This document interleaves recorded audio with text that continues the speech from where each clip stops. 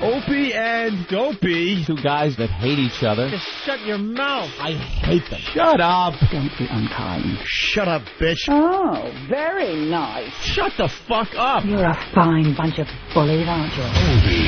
I'm Opie. I can give a fuck. I'm Jim Norton, and I'm on the radio. Shut up. The Opie and Anthony Show. It's all about fun, fun, fun. I'd love to spit in your face. I will fucking kill you. Shut up, stupid. I'm just a zilch and I know it. Who cares? We're trying to do a fucking radio. I know what we're trying to do. I'm sitting here across from you. I understand that. The Opie and Anthony Show.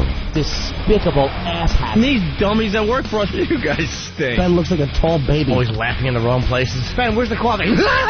He rock. Hopefully he's going through a car wash with his mouth open. And there's Steve. Steve is a piece of garbage. And you stink. You are cordially invited to a robbery rape. This is family entertainment. This show is a disaster. The Opie and Anthony Show. If you have any poo, fling it now. But enough of this palaver. Let's get the show on the road.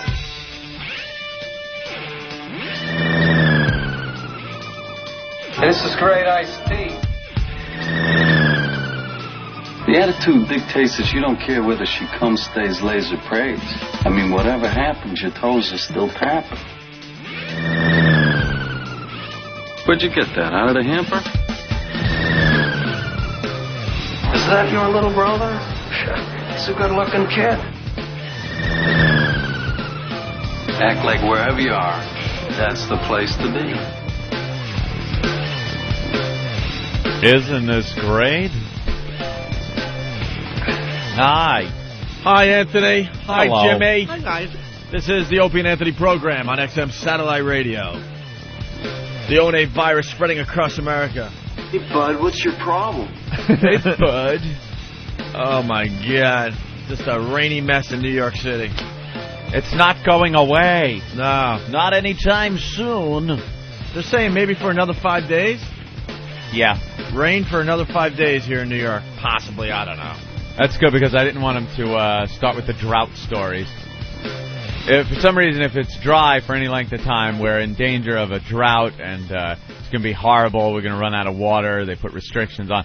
And then every year, it just rains anyway. And it takes care of itself. And, yeah. Well, the reservoirs, we were getting a little worried. Oh, yeah, they were just going to dry up. Now the new problem is flooding.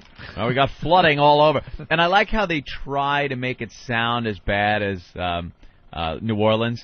Like, well, there's a fire department somewhere in Jersey. It was like, they're going to start evacuating people because there is a dam in this area, and they're not sure if that's going to hold. That could flood the area. And everybody, of course, gets that whole flashback like, oh, no, a levee break. It's going to be flooded. It's going to be like I just shrunk 3 feet. I saw that. You were trying to make a really good point, and all of a sudden you sunk down your chair about a half a foot. My ankle hits the lever on this chair that makes it go down, and I'll just be talking, and all of a sudden I'm like 8 years old. I don't even remember what you were saying. The dam will be fine. Yeah. I know. It's the news and their stupid fear that we're really starting to get very, very sick of. They're not going to have to helicopter you off your roof. I know. Wouldn't worry about it. I know the rain's getting bad out there because my my bedroom is starting to sweat. What? It's starting to sweat. Your bedroom? Yeah, when it rains too much, it just starts sweating. For a while, I thought it was like, the water was coming in through, like, the walls and stuff. Yeah? Because I sleep, like, in what used to be a basement. A really nice finished basement. You moved down to the basement? Yeah, you haven't been over in a while. Dude, how could you be in the basement? Why? Creepy fucking scary room is right there. Oh, I know. Oh, the door to hell is right there. The door to hell. I showed Anthony once. Like, I sleep in the basement. It's you got to admit, though, it's a really nice, finished basement. The whole apartment's very nice. And if it wasn't for the, if it wasn't for the squirrels and the mice and the cockroaches, the landlord that doesn't give a fuck, black people showering outside the old bedroom, where they have to stick their head between like the concrete and the nozzle, which is only like 8 inches or so, going through the garbage. But besides that, it's a great place. Yeah, sounds it. But yeah, I showed Anthony once. It's a beautiful finished basement, and I sleep down there because it's a lot quieter, a lot darker. I sleep much better down there. But there is this door The door. The door. And on my side of the door, it looks really nice. Of course. But you open up the door, and creepy basement. Creepy basement. It's all unfinished. Completely unfinished. Like the walls are like bedrock, carved into bedrock from the city. I don't know what it is. It's really creepy, and there's stuff down there that hasn't been looked at in, I would say, 25 years. Like people that used to live in the building maybe back in the late 70s, early 80s, and their stuff is just still there, just rotting away. No one's ever going to take it out of there. It's like an old coffee can full of rusty nails. Yeah. Anything some villain could hurt you with. But the first time I showed Anthony the place, I'm like, and, here's the downstairs, and then behind that door is creepy basement, I call it. Creepy basement. So I opened the door, and it's perfect, right? I don't know how you sleep down there. It's perfect. No clawing on that door as you're trying to sleep? You hear any sounds from creepy basement? No, they're crawling. I told you, they're crawling between the ceiling I don't mean that. And the floorboards I don't upstairs. mean the squirrels or mice. Just means something that might be settling or falls in there, and you kind of hear a noise from in creepy basement. Man, I would just lose my mind. Yeah. You're right. But my floor is starting to sweat, so I know it's raining. The floor? It's starting to rain too much here in New York City. Yeah, that's my barometer. I don't know how that would happen. It just sweats. It's the water table. You know Manhattan doesn't have much of a water table, right? Right. It's very, very shallow. Close to sea level. Very, very shallow. So... Mm-hmm.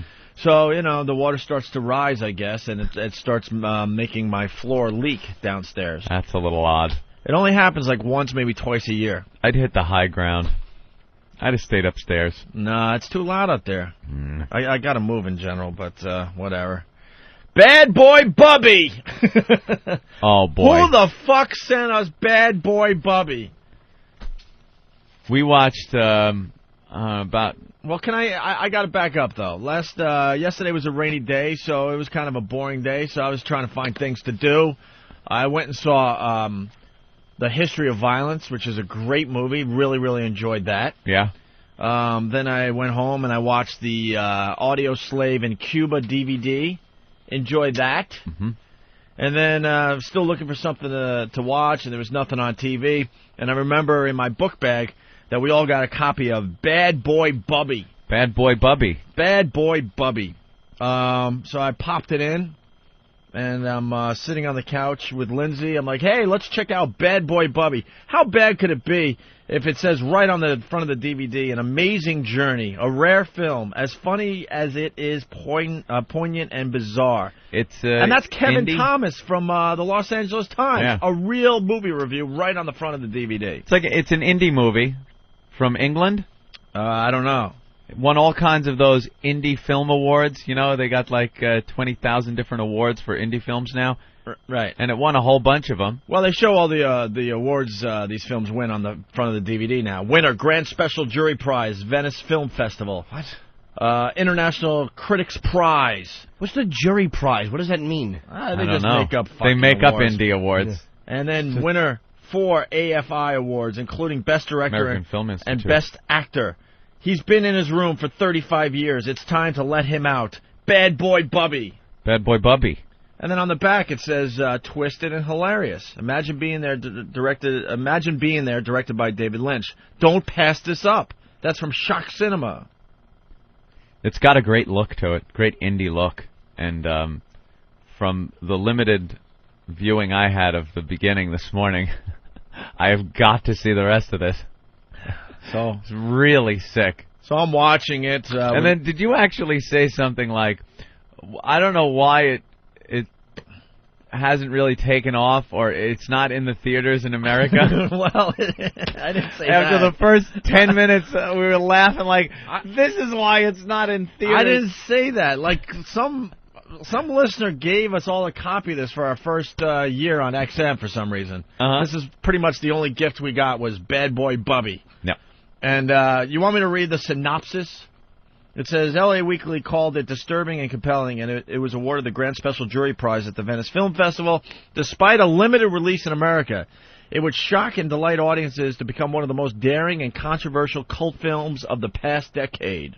Nicholas Hope, in what Variety hails as an astonishing performance, stars as Bubby, A demented man-child kept locked his entire life in a squalid apartment by his depraved mother. Yeah. And, man, is she depraved. Yes, she is. But when Fat Bubby, old broad, who can only communicate by mimicking what others say and do, escapes into the outside, he soon discovers the wonders of sex, crime, rock and roll, and pizza. Will this mad bastard be destroyed by the realities of our cruel world, or does a higher calling ultimately await him in the most unlikely place of all? Sounds like a great movie, right? Yep. So I pop it in last night. Lindsay's sitting next to me on the couch. And about, I would have to say, 10 minutes in, it was so uncomfortable to her that she's begging me to turn it off. And I'll be honest, I was kind of bummed. I was like, were you? I was like, this looks way too interesting. We got to keep watching this. Yeah. And I sort of lost, I guess. Really? It got to the point where you had to turn it off? Yeah. Yeah. So then I came running in here this morning at 6 o'clock, and I go, Aunt, you got your copy of Bad Boy Bubby still? Yes, I do. Because a lot of this shit we get, it just piles up on our desks and stuff, and we never really get to. Every 6 months we throw it away or give it away or something. So now you know this thing is gold, right? That is going home with me today because I must see the rest of Bad Boy Bubby. Bad Boy Bubby. So I go, Aunt, you got your copy? He goes, yeah. So he found it on his desk, and we popped it in. We're like, Danny, who cares what you're doing for the show? We got to watch Bad Boy Bubby on your computer. Watched a good 20 minutes of it, I guess. Was it about 20 minutes? About 20 minutes. I've got to see the rest of it. It is probably the sickest beginning of a movie. When the title screen comes on, you're disgusted. Why? When Bad Boy Bubby comes on, because of what's playing behind it. Right. It's Bubby getting his bath. Well, yeah. How old is it, Bubby? He's a man-child, basically. He's like in his 30s? Easily. Yeah. He might be pushing 40. Might be pushing 40. And the movie starts with this apartment that has just nothing in it. It's like a one-room apartment with a really old table to eat on. Nothing really on the wall except a headless Jesus on the cross. And a stove for cooking. Oh, it's a hovel. There's just the walls are all gray. It's concrete. They're in a basement. Very, very poor apartment. Yeah, with a gas mask next to the door. Gas mask hanging on the door, and she makes him like. What'd she make him for breakfast? She broke up some stale bread in a bowl, put some sugar on it, and some hot milk, and he dug in like it was filet mignon. This guy's Bubby. Well, that's the mom that's just twisted. Yeah, she's got like this long, graying hair. She's big and fat. Got these big, sloppy, saggy tits. She's that you can see through her house dress. In her 50s, I guess. I don't know. Probably maybe probably older. Yeah, probably older. late 50s, early 60s, kind of. You could tell she had him when she was young, probably. Right. And her whole job is to take care of this man-child. But she doesn't take care of him. Her job is to keep him sheltered from the outside world, I guess, is what I got from the first 20 minutes. Yeah, because she's twisted in her. She's own sick. Right. Yeah, every time she goes out of the apartment, she puts on the gas mask and warns him, don't move, and puts on this gas mask to scare him. That he can't leave. So he doesn't go outside. He can't leave without the gas mask. Right, so he can't go exploring on his own because he believes that if he leaves without the gas mask, he's going to die. So he just sits in his chair. She goes, don't move, and just has to sit in this wooden chair at the table. And it gets dark out, and he's just been sitting there the whole time, shitting and pissing himself. And then his mom gets home and beats him for shitting and pissing himself. And he's all ready to cry. And the next scene is her washing him. He's standing there naked, and she's just washing his balls and his ass. Yeah, she washes him, and then she washes herself her tits in front of him. She's got these big old lady sloppy tits, and she's just sponging them off, and he's staring at her. And then the scene cuts, and he's laying on his back in bed, and she's straddling him going, you're such a good boy, just fucking him. Bad Boy Bubby. Bad Boy Bubby. I love this movie. That's when Lindsay turned to me and said, come on. I'm like, what? This is good stuff. Oh, this is great stuff. Cockroaches and cats, and it's the best. Well, you jumped ahead a little bit. This was only the first 10 minutes of the movie, 15 minutes of the movie. She was washing his cock. That's how the movie when started. The opening credits come on. Sounds like they should have called this Lucky Boy Bubby. Lucky Boy Bubby. Bad Boy Bubby. Boy Bubby. And then while she's cooking, he plays with the cat. The cat's shit was very disturbing. It's Oh, they're saying rest in peace, Claire Benito. Is that who the mother was? Yeah. Is she dead? Yeah, this movie, I just... You're kidding! I see it on the DVD. I guess they just figured out how to release this in America, because this looks like brand new packaging, doesn't it? Yeah. But it looks like the movie first came out in 1993. Are you shitting me? Yeah, look. That's how old the movie is? Is that right, Eric? How did this... For some reason, stay under the radar for that long? Because I guess this is becoming a cult film, and someone decided, well, we got to really, release this in the States.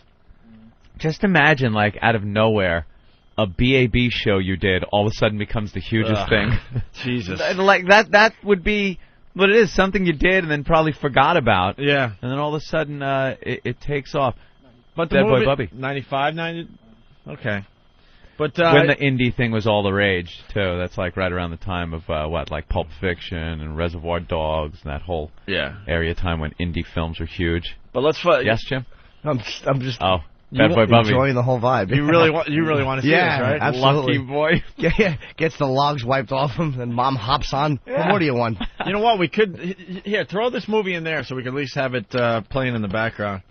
All right? It's Bad Boy Bubby. And, yeah, so the movie starts with her just washing his dick, basically. Yeah, washing him. He's just standing there, like, motionless as she's scrubbing away. Big, stupid man-child hog just, like... flopping around. And then she has to, like, she's washing underneath her awful, awful boobs with a washcloth. And then while she's cooking, this is all in the first 10 minutes. Yeah. He decides to play with the cat. Yeah. And he's fucked up this cat so much that the cat hates him. Well, the cat's kept in this little pit with this grate over the top, and he just pokes it with a stick, and it hisses at him, and he hisses back at it. This cat is so pissed off. Well, yeah, because the whole key to Bad Boy Bubby, he mimics what's around him. That's the only way he can communicate. Yeah, so after he fucks with the cat, he starts walking around on all fours, catching cockroaches, like a cat. So he caught cockroaches and then takes their legs off and then feeds it to the cat, I guess, right? Yeah. Yeah, so then, and then later on, and this is all in the first 10 or 15 minutes, he's got the cat on some kind of rope leash. He's got it tied to the chair that he usually stays in. Yeah, with a rope leash. And he's dressed like his mother. He stuffed himself with these big tits and everything. And he's yelling at the cat like his mother yells at him to get away. And I don't know how they did this without any kind of cruelty to animal fucking laws being broken for the making of a movie. Well, it was made in Australia, so... They don't have any laws like that over there? Because this poor fucking cat is flopping around in that chair, scared shitless, all tangled in the leash, the piece of string, and the chair, and he's yelling at it, and it's all scared. I felt really bad. Well, that's when Derek goes, yeah, no wonder this thing hasn't been released in America. Like the washing the cock, the sex with the mom, that really didn't bother him. It's the fucking poor cat. Well, he's yelling at the cat like the cat is him, like you said. He's dressed as this awful mom who's now on screen shaving him as the movie starts. And then later on, he's holding on to the cat and scaring it so the cat would run away, and then the cat would choke himself. Look, Terry. Yeah. He's getting washed up by his mommy. Bad Boy Bubby. Bad Boy Bubby. He's completely naked now. And his mom with the floppy, saggy boobs is washing him with a washcloth. Now she's got to wash herself, and there she is, bathing down her boobs and her arms. He looks like Fredo, just sitting there staring at her. He does look like Fredo. Gotta go learn the incest business. Yeah. So there she goes. She's getting all washed up, and now he's sitting down getting ready for a little meal. He's just gawking at her. There's one point where she's a little annoyed, I guess, and comes home, and he's laying in bed, and he's jacking off, waiting for Mommy to come into bed. And he, like, takes a swipe to grab at her ass, and she slaps his hand away and calls him, like, disgusting, and then gets a cup of water and throws it on his dick. And then just comes into bed and leaves him all blue balls. You know... I really wanted to watch this whole movie last night, and last night I realized we because we do this show are so desensitized, man. You know, yeah. We really are. Anyway, Paul Miller has written in from Sydney, I guess. I sent you guys Bad Boy Bubby. It's an Aussie movie, sick as fuck, eh? Ha ha ha! Glad you boys love the sickness from down under. So I don't think anyone has seen this movie. I mean, I've never heard of this before. Do we have extra copies? How many copies of Bad Boy Bubby are there, Ope? Rob says, I just got back from Australia. We used to watch this shit every night. What do you mean? People love it, I guess, down there. What, the same movie? Yeah. It's just one of the... Oh, we forgot to talk about how he puts the lipstick on his mom before she leaves the house for the day. What color is it? Princess Red. Princess Pink? Oh, Princess Pink, sorry. Princess Pink? There he is poking at the cat. Poking the cat. This is all in the first 10 minutes of the damn movie. Anyway. It's got a real cool, dreary look to it, though. Yeah, it certainly does.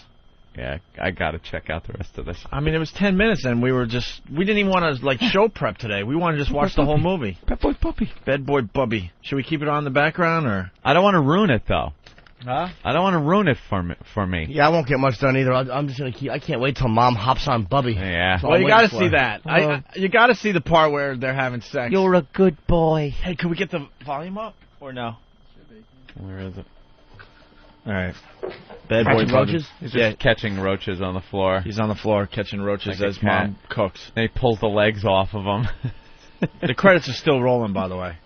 Yeah, pulls the legs off the roaches and then gives them to the cat. Nails are dirty. Yeah, just a tad. Yeah. Big, long, filthy nails. He's all greasy. Yeah, he looks like a cross between Fredo and Billy Bob Thornton. Definitely. We're just trying to get to the scene in the bedroom, and then we'll move on with the radio show. Yeah, there he is. Feeding the cockroaches to the twisted cat that he may twist. Oh, here we go. Listen. That's right. That's a good boy, Bubby. Good boy. Oh, he just juggles those tits as he lays on his back. Good little boy. Toilet. Don't move. And now it's the next scene. Everything. He tells me you move, by Christ, I'll beat you brainless. And there she goes. Leaves him sitting there. And there's the gas mask. And there's only one, so she can leave the apartment. And it's locked. She's got a padlock on the door, so she can't leave. Right. She can't. And there, she throws on her gas mask, and she leaves for the day, leaving good old Bubby to sit there and piss himself and crap himself all day long. All right. Hit stop. We'll have a full review after we watch the entire movie. Put it back in the case and hand me my Bad Boy Bubby DVD, because I am watching this fucker when I go home. Wait, how many Bad Boy Bubby copies are there? I think there should be another one laying around. Hawk? If there isn't one laying around, perhaps Steve can burn Bad Boy Bubby. Bad Boy Bubby. Well, technically you're not supposed to, because there's copyright infringement laws. Don't want to get in trouble. All right. Hey, here's the guy who sent Bad Boy Bubby. Paul Miller, what's up? Hey, Bike John. Huh? Hi, Paul. Shit, do I sound that much of an Aussie, do I? Yeah, Where are you calling pretty from? good. Australia, Sydney. Wait, you're listening to our show in Australia right now? Hey, what year is it there? Oh, we're a bit ahead of you, blokes. It's 9 here. All right. It's 9 o'clock, what, at night? Yeah, PM. 9 p.m. Are you turning a lot of Aussies onto the radio show? Oh, trying, mate. Well, you hear us online, I'm assuming, huh? Yeah, I've got a subscription to Audible as well. Oh, right on. Nice. Cool. Audible.com has all our shows, and very, very soon we're going to throw volumes of Opie and Anthony material on there. I got to ask you, Paul, how long have you been listening to this program? I think I came across OA Virus in late 02, just after you got kicked off. Really? Because you really know us well. You must really be a good fan, because you know that we would enjoy this movie. Oh, I saw it on you. Opie would love it. You'd be puking over the freaking cockroaches. And Jimmy would just be cranking over the old bag. Well, you nailed it. That's a good one, man. I don't know how the hell that slipped between the cracks up here. Yeah, what's the deal with Bad Boy Bubby? Don't give away the ending or whatever. I don't think there's going to be a surprise ending, quite frankly. I've got to let you in on a secret, though. It's got a bit of... It does have a bit of a moral ending. Yeah. Oh, really? Yeah, it really pussies out towards the end. But does it, is this like a cult film down there? Well, no, I'd never heard of it before. I heard of it through a bloke who's a mechanic who banged two of his own cousins. Nice. So, yeah. The hell's going down there? Oh, mate. But yeah, I just heard about it. He used to show it to everyone who came over to his house. I saw it and thought it'd be right up your bloke's alley. Yeah. We just described the first 10 minutes of the film. Does it get much better? A bit, yeah. Yeah. Has Pop showed up yet? No. Who? Have you seen Up to Pop? His father shows up. No, this must be the guy that's banging on the door at the beginning. Yeah, we hear some guy banging on the door going, I know you're in there. That's it. Stuff really picks up from there. Oh, great. No. Yeah, he must be a prize. Oh, wow. I'm imagining many things with Pop and Bad Boy Bubby. Hey, what do you do down there, Paul? I work for a family company. What is that? Company owned by your family. Oh, well, what do you do? We make shutters, ventilation louvers, sun control stuff. Wow. I just like seeing the little cultural differences. Yeah. I thought maybe you worked as a kangaroo herder or something. Yeah. Hey, you guys are a Barbie salesman. Oh, God. You guys are into spring down there, right? Yeah, it just came in the spring. Gee, that's great, huh? By the way, I was thinking... The weather's beautiful. So glad you boys are enjoying your rain. No, I was thinking about that yesterday because it's so obvious that it's going to just get worse from here. We know that. Yeah. And we talked about this last winter, and we have to do this. I'm not even kidding. We have to broadcast somewhere else for a month. Australia. I don't care where. Well, come down to Australia, go down to Manly, you'll see tits everywhere. Really? Wednesday will catch on big time. Maybe Don could work on that. Find us a warm place to broadcast like the month of January. Be funny if he sent you like Michigan. Yeah. Or like somewhere even shittier and colder than New York. Let's go somewhere awful. Hey, Paul. Big news story down there. What about that motorcycle that hit the kangaroo, and it was the guy that kind of came up with the kangaroo crossing signs for the highway, and he wound up hitting a kangaroo with his motorcycle. Is he dead? He got really fucked up. Is this a real story? Yeah, down there in Australia. The guy that came up with the kangaroo crossing sign, he's famous for it. Why would was he be riding his famous motorcycle. for that? Yeah. I don't know, because there's a big problem down there with hitting kangaroos. So you just make a sign? Yeah, so he's the guy that made the kangaroo crossing sign. He was on his motorcycle and he hit a kangaroo. Do you think chicks dug that? Like, did he pull up to a sign with a kangaroo on it and go, huh? Go, that's you? It's mine. There's a big story down here about a bloke banging rabbits, huh? Yeah, we heard about the rabbit fucker. There. Is it a new one? Well, yeah, it's on the front page down here. Well, front page of the website. Oh, well, what's that story? Maybe it's a new one. Oh, he's been banging rabbits in his office and breaking their necks and dumping them in women's toilets and all around the place. Jeez, wow. Yeah, no anger there. That's boring, though, because rabbits don't make any noise when you're having sex with them. Chickens now, on the other hand. Yeah, they'll go like this. They'll go...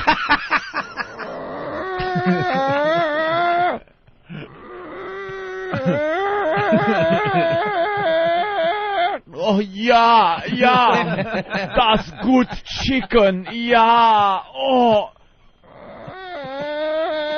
In das du Bier. Wow. What do rabbits do? Their just noses twitch, they drop little scared pellets and then die? Yeah, right. Fat hips. Well, Paul, we're going to watch the rest of this movie tonight, and we'll have a full review tomorrow. Yeah. Sweet. Glad you boys love it. Thank you, Paul. Pal. Thank you, no mate. worries. Take it easy. Thank you, mate. Paul Miller from Down Under, where it's spring. Here he guys.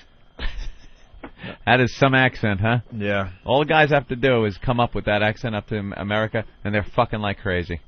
Chicks love that accent. Like rabbits. Yeah. You either sound really, really exotic and, like, really cool, or you sound like Paul Field. Ugh. Who ruins it for every guy with an accent. Anthony! Anthony! All right. Paul got in a little bit of a bind yesterday, huh? No, Paul got in a little trouble yesterday. Why? Well, apparently, we got this Halloween party coming up. It's a big shindig. A lot of people want to come to this. It's a hot ticket, as they say. Hot ticket. It's first come, first serve, really.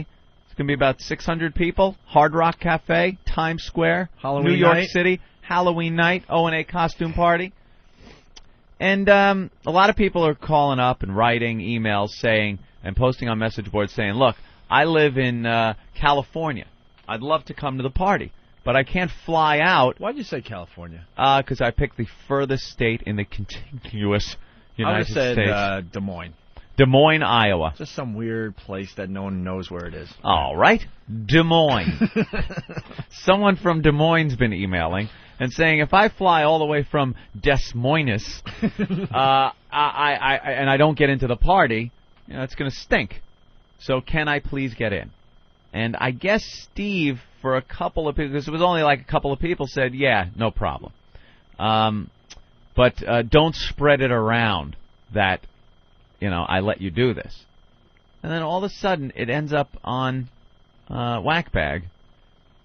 Hey, if you need a ticket, if you're out of state and you need a guarantee that you're going to get in, to get on the list, they're calling it the list, email Steve, and he'll put you on the list. And Steve just got bombarded with these emails. So I get an email from Steve going, who the fuck is telling people that there's a list? It must be on a message board. So after a little research, it is found out that it's none other than No Filter Paul. His big stupid post is right there on the message board. Hey, just email Steve. Just email Steve, it said, if you want to get on the list for the party. I heard Steve got like 333 emails. 333? That's preposterous. Yeah. As long as no niggers come in. You fucking racist. The worst. That was a great, Ant's Mind, Paul's voice impression. Yeah, no shit. Maybe I could do this all day. Well, we're going to give away free passes, next week? To some lucky people to guarantee them a spot at the Halloween party? Yeah, we realize that some of the out-of-state people do have a little bit of a problem with this, and we're going to give away a few. Right. There's no list. There's no emailing Steve anymore. That's it. That stupid limey wrecked it. And then I get the emails from Ben. One of them is like, I've had it with that motherfucker, Paul. And then Steve just wrote, it was a simple 2-word post, limey motherfucker. Well, what happened was Bad Boy Ben upset? Just wants to stand naked and have his hog washed. Except in the version he's in, the old lady would have to use a fire hose to clean the underside of it. Bad Boy Stay Ben. right here. Oh, the Photoshop is coming on Whackbag. Bad Boy Ben. Boy Ben. I gotta see the rest of this movie now. I have to. All right. We got a little quick audio on the flooding in the Northeast because it's just like New Orleans, Anthony. So let's go to the tape. Yes.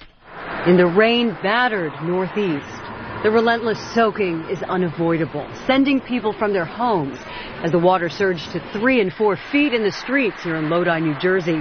Firefighters evacuated some residents before it got any worse. These people have been living in these areas their entire lives, and they know when we get a lot of rain, it floods their basements. Basement gets flooded. And it floods the parts of the first floor. Yeah, the streets. It's the risk you take living in this area. Right. This is another non-story. Mm-hmm. The people down there know if it rains heavy for more than a few days, this is what's going to happen. Put your stuff up on cinder blocks. This isn't like a levee breaking or anything like that. No. This is just water rising, unfortunately, because they've had too much rain. They love evacuation. On New York's Long Island, drivers stranded in the roads were rescued by crews in boats. It went on all day.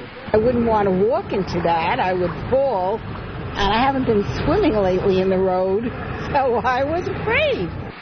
This car skidded into a swollen lake. Another rescue. This is the worst. This is the worst. It's like about, I've seen it probably make maybe 3 or 4 feet, but this looks like 5, 6 feet. It's really bad. Inch upon inch rained down for yet another day. In New Hampshire, which took the brunt of the storms last weekend, people got a fleeting break Wednesday from the torrents that swept away roads, cars, boats, and homes. As dogs and helicopters searched for those still missing, the governor met with residents who don't have homes or flood insurance. If we spend all of our money from our retirements and stuff to fix up our house again, it's going to happen again. And forecasters say this weekend there will be more heavy rain. It's close, but we're hoping it stays where it belongs. Yeah. I mean, we haven't lived here long, and so far so good, but we're hoping. What was that woman crying about? I really want to hear her again. Something about retirement money? For the retirement money. Shut up, burden. Exactly. Oh. All right, hold on. I think it's around here You've somewhere. contributed. Thank you. Now die. It swept away roads, cars, boats, and homes. As dogs and helicopters searched for those still missing, the governor met with residents who don't have homes or flood insurance. If we spend all of our money from our retirements and stuff to fix up our house again, is this going to happen again? And forecasters say this weekend there will be more heavy rain. It's close, but we're hoping it stays where it belongs. Yeah. I mean, we haven't lived here long, and so far so good, but we're hoping. Relax, all right? My old man is a television repairman. Got the ultimate set of tools. I can fix it. I help her out, Spicoli. We spend our retirement money. Oh, jeez, you've lived long enough. Joe Shareholder. Hi, how are you? What's up? I've got a joke. Why aren't you guys on XM Pops channel 113? Oh, wait, I was thinking of the Opus and Anthony show. You dick! Joe. Yes? We make stars on a daily basis with this radio show, and you're not one of them. It's over. I don't think you got my joke, Opie. What? I don't think you got my joke. Opus, it's like a, Yeah, no, we got it. Type thing. Trust me. Oh, come on. That's fucking hilarious. Joe Shareholder is trying to become our latest discovery, and it's just not going to happen. It's over, Joe. I'm sorry. You're not going to be on Maury Povich like Stalker Patty was yesterday. You're no big A. Stalker Patty was on Maury Povich yesterday. Ooh. 50-year-old virgin. They had Patty on. Apparently the taping went very well. They took our idea. We had Maury Povich in, and we said, hey, especially because, the 40-year-old virgin is a hot movie right now, or was. Yeah. You should do a show on, people that are still virgins, and we have one. It's Patty, and she's 50.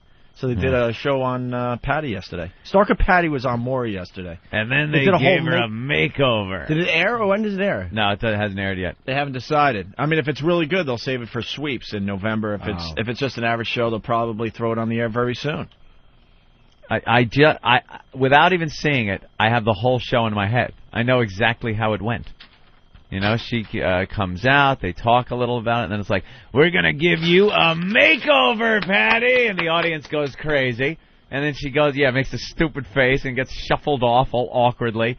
And then later on in the show, Maury comes out, you remember Patty, don't you, people? Patty? And let's see that before picture. There's the before picture. Well, we gave Patty a makeover, and I'd like to introduce to you now the new Patty. Bring her out.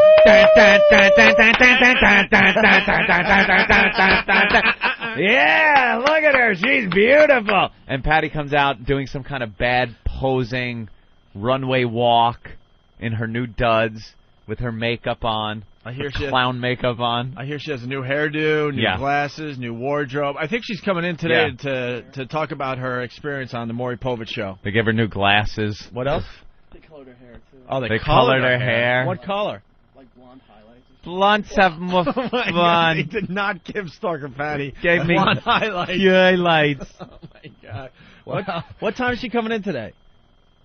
You don't know. Eric She must have looked like she probably looked like Marilyn Monroe, but not MONMUN from Too Close for Comfort.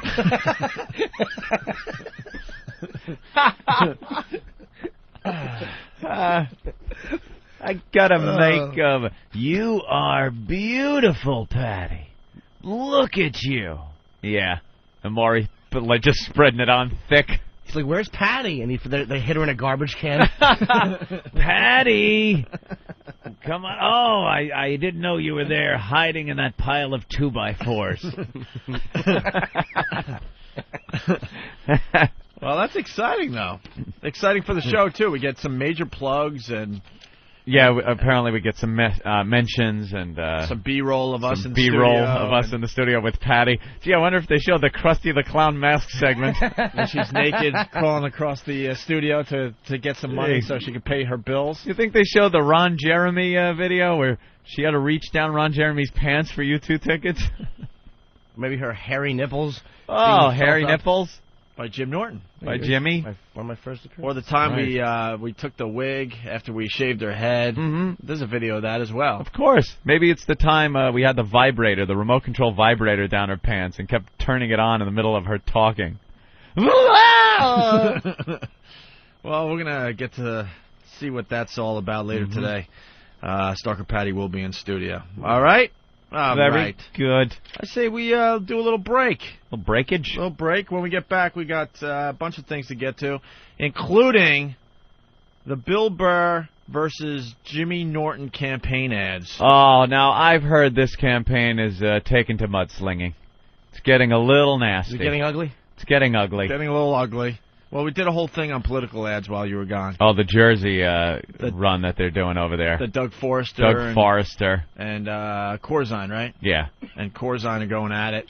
Doug Forrester likes touching children.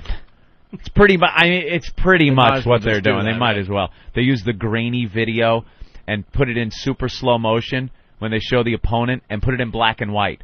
So it could be him at a children's cancer hospital handing out little cancer-curing lollipops to the kids, and it would look like he's just Satan himself. Do we still have those political ads? Let's get those, because Jimmy hasn't heard those. They're really good. They make one of the guys sound like he's in the mafia. They have, secret audio and secret stuff. audio of the bosses. It's talking about Democratic bosses, like the Democratic bigwigs. Dem bosses. He's in secret meetings with Dem bosses talking about payoffs and like Dem bosses, almost like Dem bosses. Like Dem bosses. Yeah. It's such a crappy, fake thing to do. Like it's lying. The guy's lying in his ads. You know what's stupid? At the end of it, they'll congratulate the other guy. Yeah, like it was all on the up and up. Oh, yeah, like it was. Yeah, exactly. Meanwhile, they were just stabbing each other in the back. Doug Forrester. All right. And the music they play, it's like movie trailer music. They use like this ominous dum dum dum dum dum dum behind the opponent, and then when they talk about themselves, the nice happy music comes on. Scumbags. Well, McGreevy got busted. His opponent would have had an easy time. Oh, no shit. Just showed himself and went, pussy. I love it. Well, they drag McGreevy's name into this whole thing. Like, hey, he knows McGreevy, so you know what that means. McGreevy's a cocksucker. All right, we got the ads. We got the political ads. We'll play them after break, and then we'll take it to the next level, because I guess Danny came up with this idea. Got to give props to Danny today. Wow. The Bill Burr versus Jimmy Norton campaign ads. They're really, really funny. We'll do all that after these messages. We got commercials today. Words, promos, PSAs, Wow Sweeper, FU line, Ramon promo, and don't forget George Carlin bit. Yeah, George Carlin. What? You got me really bad. Oh, wow. Oh, dude. I thought you were trying to get him back by just stopping and calling him on it. Oh. I thought for once he was bringing something to the show. I can't even look at you.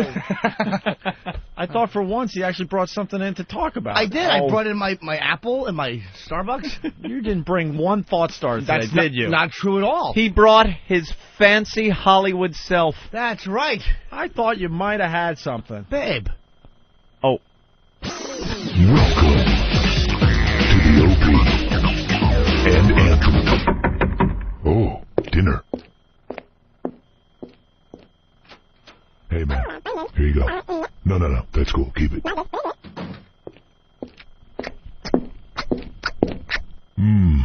Chicken.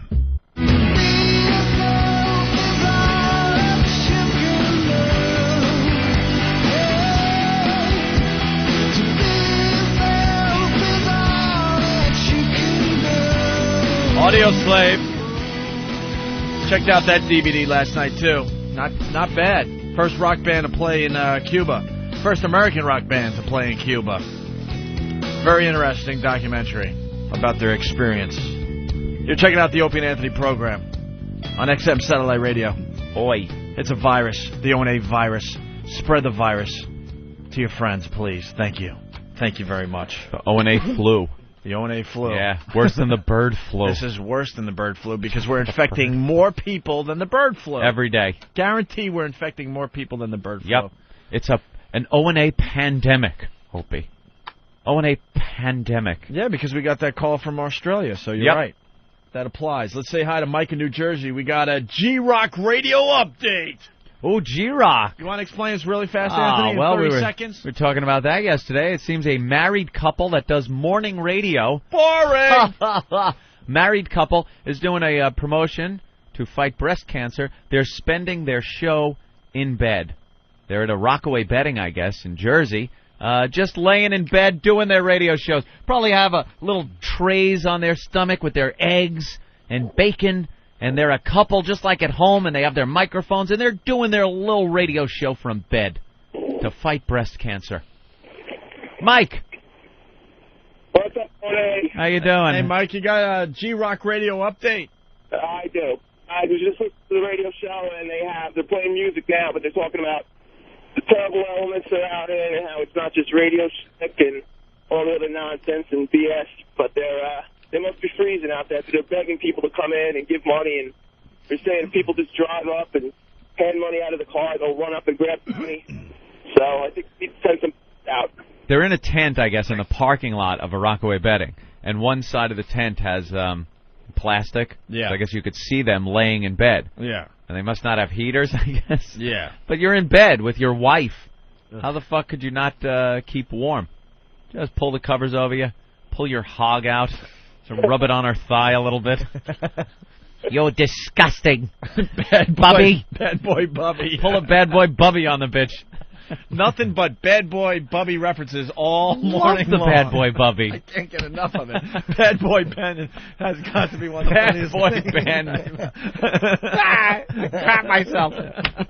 Sitting at his friggin' computer just highlighting and unhighlighting and pissing and shitting himself. Not even a real connection to the internet, just little baby legs sticking straight out.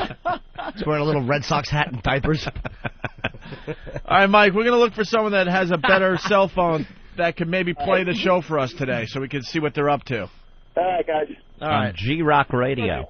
We got wacky radio all over the place. You got G-Rock Radio desperate to raise money. I guess they just don't have an audience because they're still there. You know, $50,000 seems like it would be real easy to raise. Yeah. If you had an audience. Sell your junk. It's easy. In other radio news. Is that them? Well, that's the lot. Wow. You got a live shot of them? This is what they're. This is it. They're That's just what laying they're doing? in a bed with the Rockaway Bedding logo right above them, and that's all they're doing. They're just laying there, and people walk by and stare at them. Look at this guy in the hood, like, oh wow, that was worth the drive from New York City.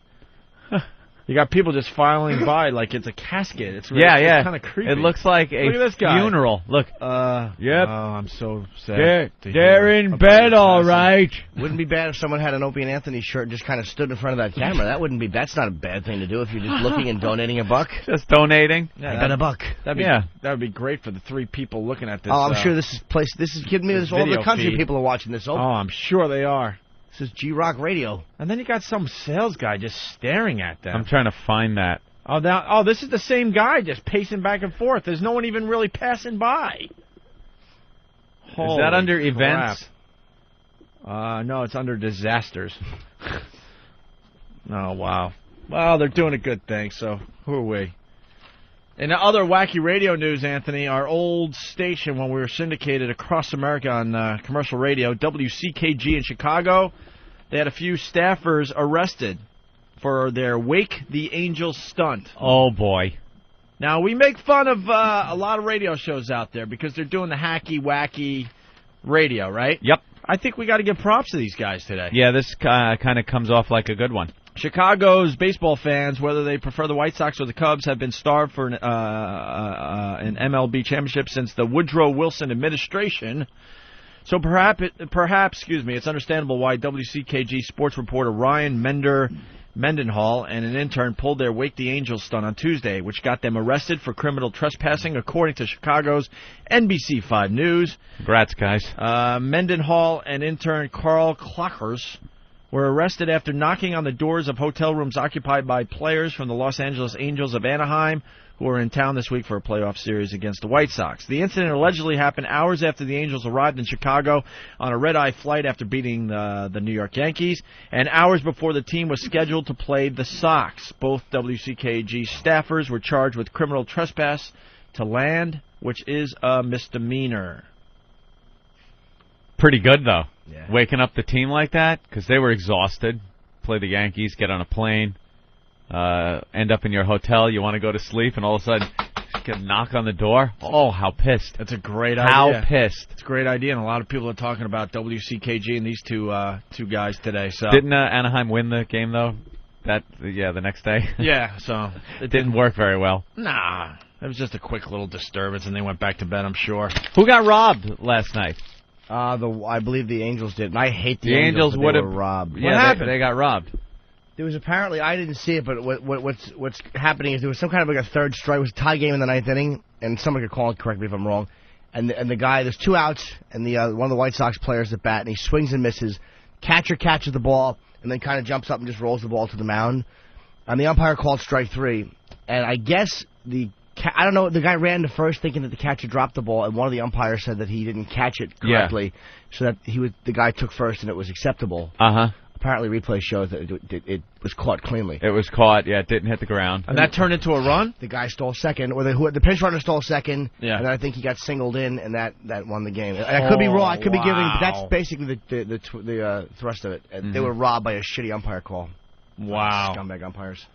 Well, Kevin from Chicago is saying, don't give these guys props. They're terrible. Kevin? Of course they are.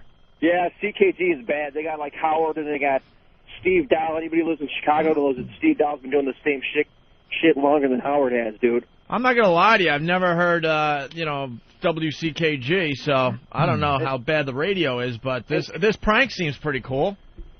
Well, but they've done it before, and like the Pete McMurray, the guy that did it, dude, he's like a fucking redheaded stepchild of Chicago radio. He's been on every station. Oh, one of those guys? He's bad. Yeah. All right. Chicago radio is so fucking lame. All right, should we throw him on the fucko list? Oh, definite fucko list. Fucko. We are building that fucko list. And I guess our golden ticket thing has to be put on the back burner for a while. Oh? I think so. Yeah. We got Ron and Fez. They're doing great. We're going to probably hire a few things for the weekends. And then as far as full-time shows, I think we're going to have to wait a little longer. We need another channel is what we need. Well, there was something that was supposed to happen, and I don't think it's going to happen is what I'm hearing. So we're going to have to just wait for a while. Oh, boy. Because a lot of people are asking, when are you going to give away the next golden ticket? Yeah. And I think we'll give a couple things for the weekends, and then we're going to have to wait on the rest for now. Mm-hmm. Right? Yeah. That makes sense, no? Did someone Photoshop me as the mask kid? Oh, really? Jesus. Yeah, I was scanning all my old pictures because I went over to my mom's house, and all she has is like these albums with old pictures in them that are deteriorating, you know? They're going to deteriorate. So I scanned them all, and I've been popping a few up online so they could Photoshop them, and some of these people are brilliant. Some of these pictures of me are from when I was 8, 9 years old, 10, and it was right when my hair turned. It went from straight to curly, and this in-between phase is so awful, and it's hysterical. So I just put them up online, and they Photoshopped me. You know what your hair looks like? like? They made me black in one. That was one of the really, really good ones. You know what your hair looks like? What? Whoa! Yeah. It's a roller coaster. I know. They put me together with little Jimmy's picture. I really looked like a lesbian when I was 11. You really do, with those big dopey glasses. Were you were you farsighted or nearsighted? I couldn't see far away, so out of the womb? What the fuck? What kid? I was 11. You're one of those kids that they had to strap the glasses on the infant? Isn't that you ever see that poor kid? Like a kid in a stroller, they're newborn and they got glasses on. Can I say how fucking molestable you were as a child? Oh, what a waif. Look Anthony at my was a little waif. tussleable hair. little broad smile. Yeah, you look like you could have been a child star or like something. a little boy girl. You can't tell what gender this is. Exactly. Little Joyce DeWitt. That was me. All these pictures are up on Whackbag, right? Oh, yeah. But the other ones. The newborns with the glasses. That is... yeah, newborns with glasses. It's like... How do the mothers know? You think like they, instead of like sucking on a tit, they were sucking on her elbow or something? They couldn't figure it out. Because that's pretty much all the kid's got to do, is make his way to the tit. If you can't do that, throw glasses on the kid. Yeah, you're How do they tell? I don't know. Like, because you know how it is. Well, you do. I don't. I don't have glasses. I got glasses at 8 years old. But you had to go in, and the guy asks you questions and everything. He wants them answered immediately. But it's not like a baby can, all right, does that look better? Is that good? How do they know what the baby needs? What kind of prescription a baby needs for glasses? Right. When they can't even talk. By the way, sorry to interrupt you. I just saw that play. It doesn't... He caught it.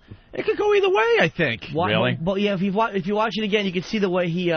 especially since the catch just jumped up and threw the ball, he would have tagged the guy. Right. It just looks like... I don't know. It looked like it could have went either way. It looked like it could either bounce really fast in front of him or he got it clean. It's tough to tell from the angle I just saw.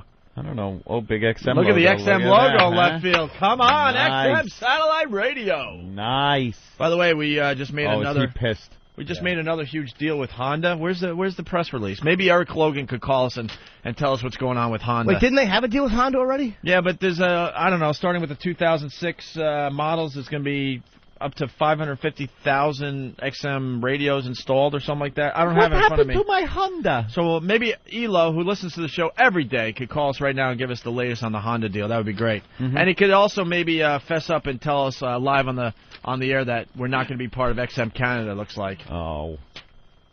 Something's going on. Something's going on. We'll figure it out. Because XM Canada is about ready to go, and they're only taking 80 channels. They're only taking 80 of the 100 and, what is it, up to 62 XM channels. So that makes me think we're not going to be part of XM Canada.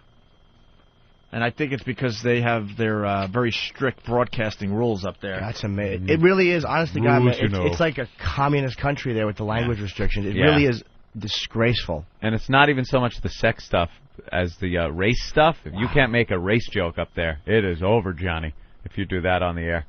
It really... It really is. It's frightening, man. Like, they think they're such a free and advanced country, and yet they have that real language restriction, like on stuff that's just Yeah, I want to see what that's all about. So if Eric Logan is listening right now, give us a call. We won't beat you up. I just want to know what's going on with XM Canada in general. When does it start? I want to hear about the Honda deal. I want to hear about possible video, because now we got the iPod thing. We got iPod TV. Right. On the front page of the New York Post today. iPod TV. iPod TV. $300 gadget to play top shows right on the iPod. Pretty risky move.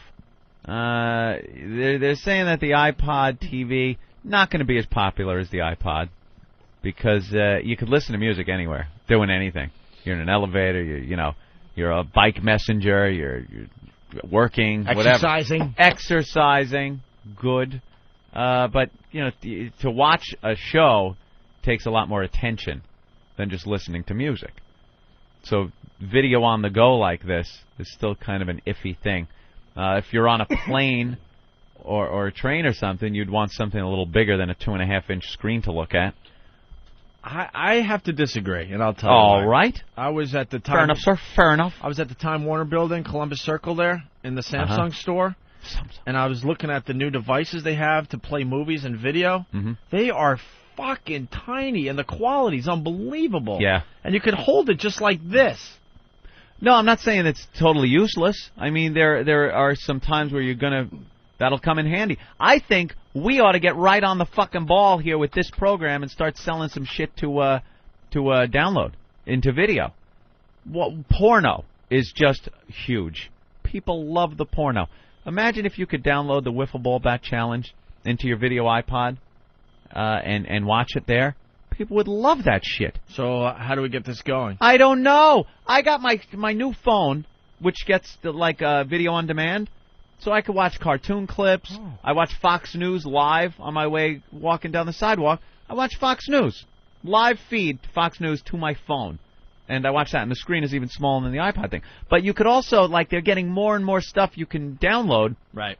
One-time things for a fee, you download it. I'm like, why the hell isn't this program available on some kind of phone service or now the iPod service where you can download segments of the show? When we do something that is visually appealing, it should be made available for download. Because we have an agent that only knows radio? Oh, God. I hear you guys, we're going to have this medium. It's played on something called a Victrola. And we're going to put it out, and it's going to make you guys huge. The future, Bob. Bob Eatman, the future. Look at it. It's all over the place. It's we should be involved with this stuff. We should be involved with all this cutting edge technology. But I guess the point you're making, Opie was hot for my deal, wasn't he? Yeah. But what's your answer going to be, Ope? I think the iPod TV is going to take off. A lot of people on the subways and the trains, and when they travel, of course. Someone's got to shoot Bob while he's picking up some fruit. Jesus. But the quality's right there with the stuff I was looking at Samsung. It was unbelievable, and how light it was. Yep. I couldn't believe it. They're actually thinner than a regular iPod, these video iPods. Really? That's something. What's good when you're working out, though? If you're on a bike or something and you want to have like a little TV, that's probably where people will buy them. But even then, you're moving. It's hard to watch. They have TVs in the gym. Well, they're calling but, this is where you could just download programs into the iPod, right? Yeah, this is something also, not just the iPod itself, the video iPod itself, but the way they distribute programming now. This changes a lot of stuff. The first show, I guess, is Desperate Housewives. Okay. It's going to be made available the day after it airs. Right. For $2.99. Right. $2.99. You download it. Now you can watch it if you want. Of course, that show, awful, horrible. But this is now a new distribution method for TV shows that's going to make them more money. $3 though an episode? $3 an episode. It's the first thing. I'm sure the price will come down after a while. And you know once what, though? Get some competition. For those hot shows, that one show that you like, you're going to pay $3 an episode. But if you got a DVR at home, you would just record it. People don't have the DVR yet. TiVo? They don't have the TiVo. VCR? They don't have it. VCR? Jesus. Color? No, but this is something you could download right to your iPod as you're going on a business trip or on vacation, or you got the long commute on a train. Long Island fucking Railroad, if I could watch Curb Your Enthusiasm on a little device as I was coming in when I was doing that commute, I would be paying $3 left and right. That's pretty cool. Your favorite show? Fuck yeah, man. They have a thing, it's like Keith has it. It's like, it's probably the size, it's probably like 2 inches, 3 inches one way and like 7 inches the other way. You ever see it? It's like a little, like a screen, but it's big. It's big enough to watch shows on. It's like a little iPod. It's got music. It's got everything on it. You know what I'm talking about? It looks like a long biker wallet. Oh, is that the? It's like a Sony, I think. Yeah, that's the Sony PSP. Or one that says "bad motherfucker" on. Yeah. And is that the PSP? Second reference. The PSP. Isn't that the PSP where you can play games, download movies, and all that? Right, and do everything on it. Don Wicklund has one of those. But I'm telling you, they're getting smaller than that. That almost looks too big now. The stuff I was seeing from Samsung, and I keep saying Samsung because that was that's where I discovered this stuff. But I'm sure they're all doing it now. Dude, but it's all going to come down to the phone. Right. It's all going to be incorporated into the telephone. The cell phone is something, I don't care who you are, that is what you carry with you. Whether you're, Joe businessman or a homeless guy. I saw a homeless guy on a cell phone, which I did not understand where to send the bill. What? He's talking on a cell phone. Everyone has that. So all this new stuff has to be incorporated into a cell phone. They're already doing the video on demand. They're already putting the music players in them. And then it's just got to get to the point where they could cram all this shit in there. XM satellite radio, put that in there. I'm going to make a statement. Oh, go ahead. I think eventually XM satellite radio is going to have to change its name. To what? XM satellite entertainment. Entertainment. Ooh. Because now that I see iPod TV, you got to think the guys in the lab. Yeah. I'm sure. I don't know, because, you got to be careful with this type of information. You're just speculating. I truly don't know. They didn't even let you in the goddamn secret room. So people, please. People know I don't know. But you got to think the guys in the lab are already working on this stuff. You just got to think it. Yeah. You got to think it, because this is where it's all so going. far ahead of the curve, of course. And then eventually, I don't think it's going to be about just radio. I think that's where I see the business going, where it's all-encompassing. It's radio, it's TV. Video, distribution of movies. Just information in general that doesn't fall into radio or TV. Yeah. You know what I mean? That's where I see the whole thing going with the business we're in. So the whole thing, I love, though, the video on demand on your goddamn phone. And we should be a part of that. We should absolutely be a part of that, where you can download video. We shoot everything that happens in this studio that's, visually appealing to the audience. Right. That should be made available over Sprint or one of these phone services where you can just go to the link, download it, and now you're watching the clip of what you heard on the radio. Well, call Bob, our agent, and see if he can get on that. Get on it! But I'm sure he's too busy dealing with a situation in, Iowa, the morning show in Iowa. Why is it always Iowa? Is not getting 3 weeks vacation like they were promised, so he's battling it out with the general manager today. I'm sure that's a big issue. I called Bob. I had an issue the other day about AFTRA. I want out. Did he call you back? Yeah. He said, well, you might need AFTRA. All right. Well, I'm glad we talked. That after health insurance, I don't know what most people have. I haven't had health insurance. It's abominable. Yeah, it's horrible. It's a disgrace. I told it, you're a thieving union. You're a thieving union. You hand the card to most doctors' offices, and they're like, "What? What is this?" I'm so glad we're out of AFTRA. We're out. We were paying dues for no reason. I'll tell you one thing. I'm pro-union, first of all. I don't want these guys coming out of the woodwork. I truly am. But our union and what happened to us was a complete waste. We had one of the biggest things happen in radio to us, and they didn't even call. No. They're there to protect their people, right? We didn't even get a phone call after the whole St. Pat's thing. We had to search them out. And they didn't even return our calls. No. But they wanted their fucking dues. Oh, every 3 months or so, we're sending them thousands of dollars to be in their union, and you got nothing in return. It was extortion. Do you know... we got absolutely nothing out of them. SAG and AFTRA were going to merge, and of course SAG rejected it because AFTRA's shit. And Lucky Louie, thank God, is SAG, so I'll be able to get full medical from SAG because I have it from AFTRA. And you know what they do?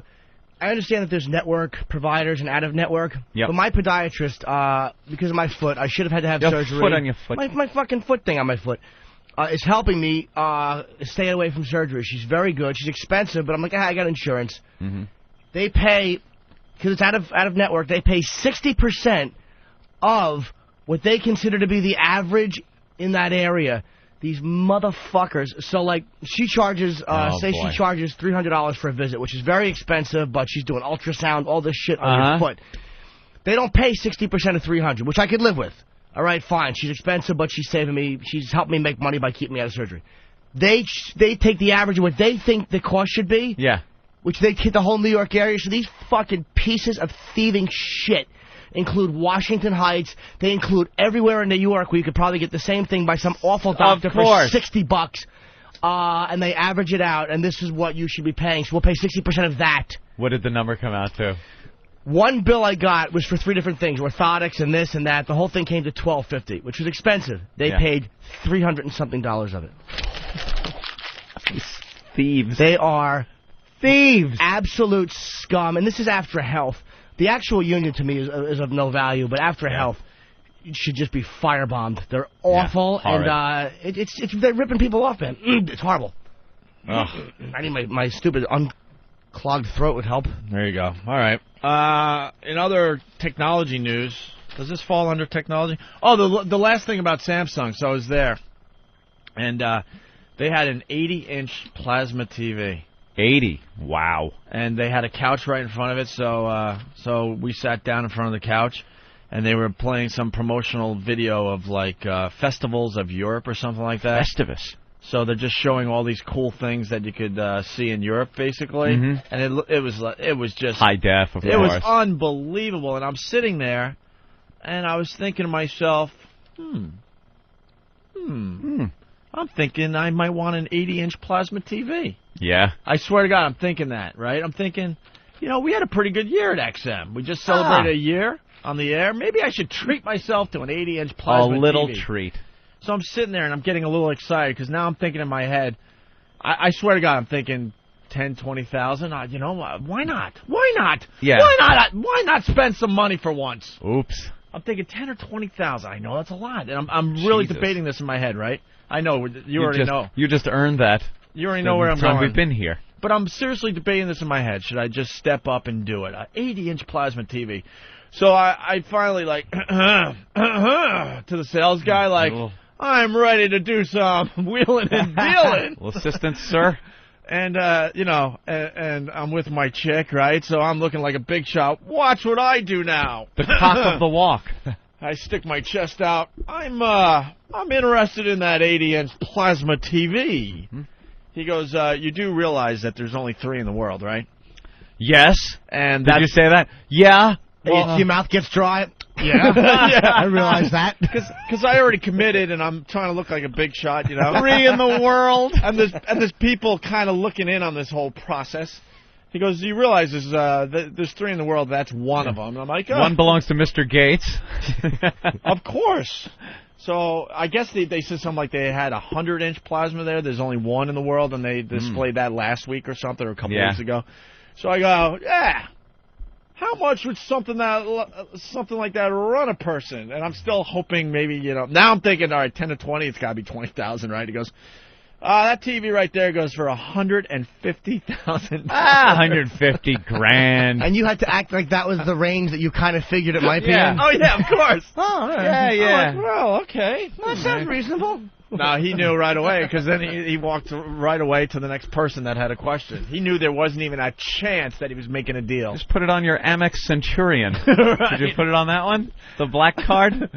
I felt like such a dick that I lowballed it so much in my own head, thinking 20 G's. I'm thinking 20 G's. I'm on it. You're looking to see if it could fit in your car. Yeah, I could get that in there. What do you need? I had the wall in my apartment in my mind, like, that one wall there. Yeah. How did they get that through the door? Huh? How did they get that through your door, dude? They'd have to they'd have to knock brick out. You'd have to remodel the entire building. You'd have to get like a building code. You couldn't put that in your apartment. Dude, it's plasma. It's thin. It's like it's 5 inches thick. No. At the most. But it's long. It's 80 inches long. Oh, I see how what high you're is saying. it? Like, how would you ever try to maneuver a couch through your front door? Dude. Yeah, but a couch isn't flat. I tell the famous... It's like it's a board. As long as you can get it into... What, do you got a wall right when you walk in? What's your apartment like? Open the door, make quick left or right. There's a wall right there. That's big TV. That wouldn't fit in the house. I tell the famous story. No, I have a I tell the famous story. I got the pretty much...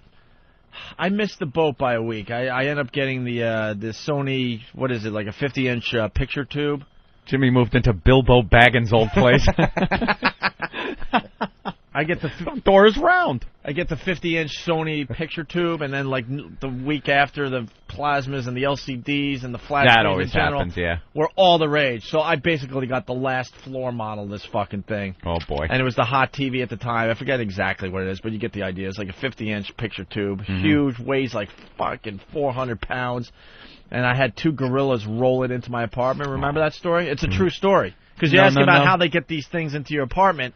These guys look like they just came out of prison. And they tried for maybe 2 seconds to, get it in my apartment the nice way, and then realized it wasn't going to go in. So now they're rolling it and shoving it through the doors, and then boom, boom, boom, rolling it across my living room. No kin to delivery men. No. And I had a little fear in my stupid brain, like we do, and I didn't say anything. And I just hoped that the thing was going to work after what they did, and I lucked out. It's fine, but they rolled it into my apartment, this huge TV. Lucky it wasn't luggage. End over end.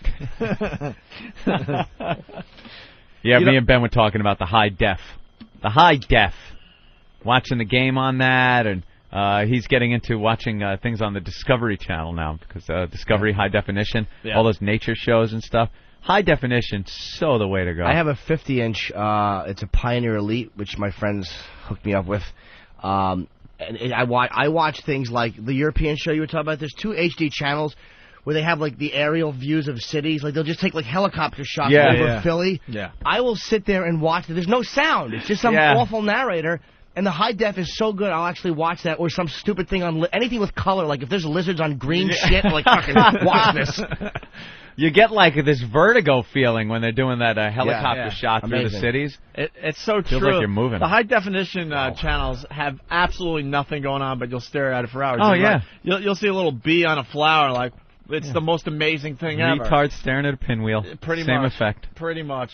Chris, what's going on today? Hey, did you guys see the Today Show with the TV commercial that they're ripping you guys off with the assault on the media? What are they doing? It's some drug company, Ambient or Cialis or one of them, and the guy, there's a reporter and she's doing a story, and he walks up with a white T-shirt with the drug on the T-shirt, and then the cameraman moves a little bit, and then he moves to the other side, and then they move around, so it looks like their advertising now is picking up on what you guys are doing.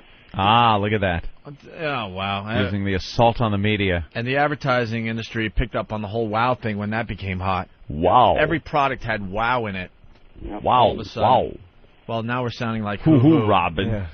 Hey, Jimmy, you killed the other day on Leno. Oh, thanks, man. I appreciate it. Without a doubt he did. Yep. All right, you ever man. see Leno on HDTV? No. They have, like, there's with Time Warner, at least, it goes up to, like, 1,000 channels. But 704, I think, to 730 or whatever they are, or 702, there's like 26 pure HD channels, and Leno's on one of them on the 704, and because his set is very colorful, and it is fucking mind-boggling how good that looks in HD. Yeah. I never would have spent that much on a TV, but getting a couple friends help you out. Right. That's right. They maybe get it to you for cost. You keep that simple man image going. You're a fancy man who needs a fancy no, television. You don't understand. I'm what you call highfalutin. Highfalutin? I'm a big shot. I just couldn't have afforded the TV. They helped me out. And thanks to my new DVR, I saw Jay Leno and his monologue this morning as I was showering and drinking a little coffee in my apartment. And I got to tell you, I watched Leno again and Letterman again.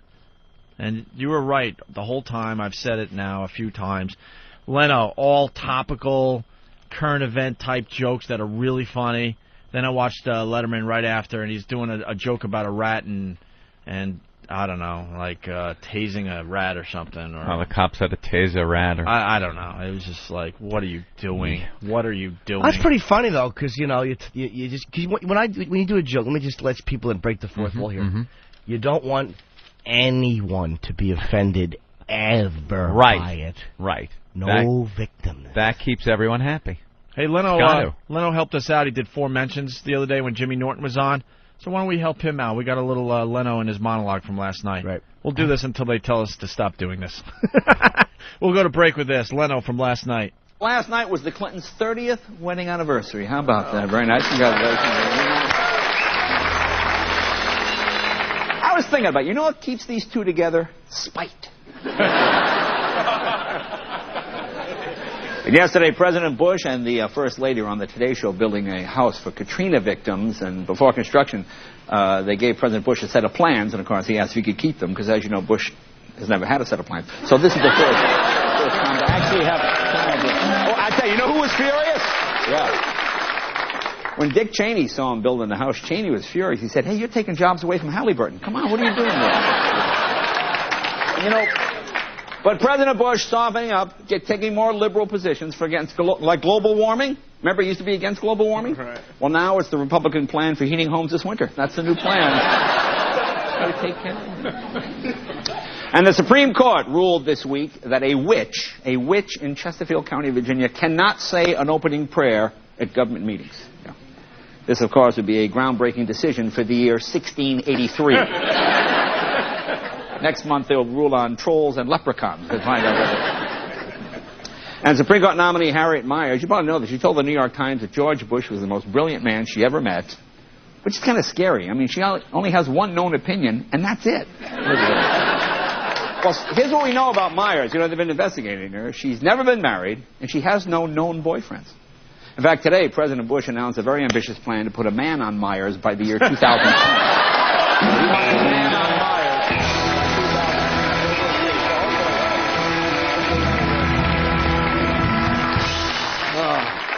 Let's see. Oh, JetBlue. You know JetBlue, the airlines? How about this? They have a new introductory fare. Boston to New York, $25. That's right. I checked. It can't be right. $25, right. Boston to New York. The reason they can offer these prices, they get rid of the frills, like front wheels, mechanics, all is gone. No, the headset, $400. $400 for the headset. Hey, y'all watch the Yankee game the other night? That was something, man. That was the worst beating caught on video that didn't involve the New Orleans Police Department. You know that was bad, wasn't it? Guy hadn't had a drink in 25 years. Oh, well, we got you now. Well, it looks like it's the White Sox versus the Los Angeles Angels of Anaheim, another game today. See, this is the real culture class. The city of broad shoulders versus the city of fake boobs. You know, it's kind of hard to watch them two come together here. Oh, last weekend there was a 3-day sumo wrestling tournament in Las Vegas. 20 of the top sumo wrestlers came over here from Japan. And, you know, people can be so rude. Like some were heard saying, I've never seen people so fat. And that was the sumo wrestlers talking about Americans. They couldn't believe it. They couldn't believe it. Yeah, it wasn't fair. And the government today rounded up a group of sex peddlers and perverts in their war against indecency. But enough about the Minnesota Vikings. You know about this story? That's a great story. You hear about this story?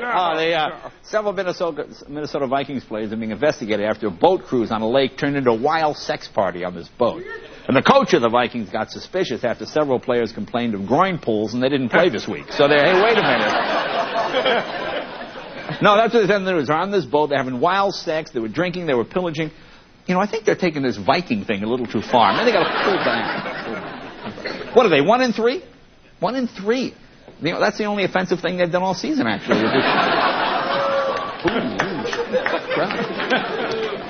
And what else? Rap star Lil' Kim was nominated for Vibe Award, but she can't be there because she's in prison. Yeah. Here's the amazing thing. In prison, she's actually surrounded by more rap stars than she would be at the Vibe Award.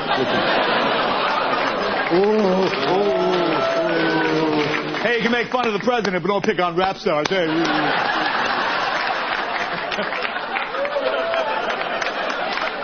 Yeah. I read in the paper today there's an artist in China who paints with his tongue, doesn't use a brush, uses his tongue. And here's the amazing part. He's a house painter. That's the amazing part. For years, Andrew has waited for that special someone, a woman to spend his life with. I think it's very romantic, actually. A soulmate. Will you shut up? Patty has never experienced love. I have self-control all the time. And is a boring dipshit. I like doing puzzles and things from the paper, like all the crossword puzzles, the math puzzles, and the post. What if someone you couldn't stand, you have no sexuality, was the only someone for you? I think she's very beautiful. Witness the romance between a stammering maniac with chronic halitosis. There's a slight breath problem. And a cliche-slinging bag lady. A wild and crazy evening. No matter what she says, after she says it, I want her killed. He has fun on the Ferris wheel. I was too big and there wasn't balance. Both of us. Wow. But what happens after the love is gone? You know, just want to be, friends. Fuck you, bitch. Why can't we be more than friends? I can't. I'm sorry. What are you doing? No! When rejection sends you over the edge, the only answer is murder. No, why not? Freak date, mumbling its way to a theater near you.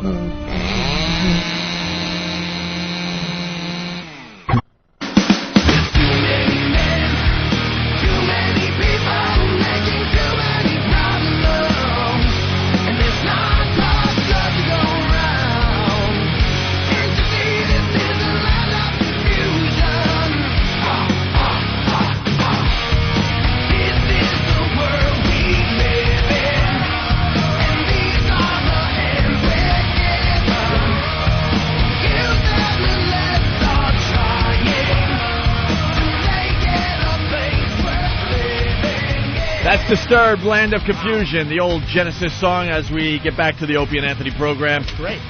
We're doing a very rare live appearance tomorrow, I guess, right? Tomorrow's Friday, it ready? is tomorrow. Ooh, tomorrow's the last day we have with Jimmy. Goody gumdrops. We're doing something tomorrow after the show. Oh, joy, on a Friday. Ooh. Well, you won't hit any traffic Friday afternoon. Friday afternoon rush hour shouldn't be a problem at all. In the rain, right? Thank you for bringing that up.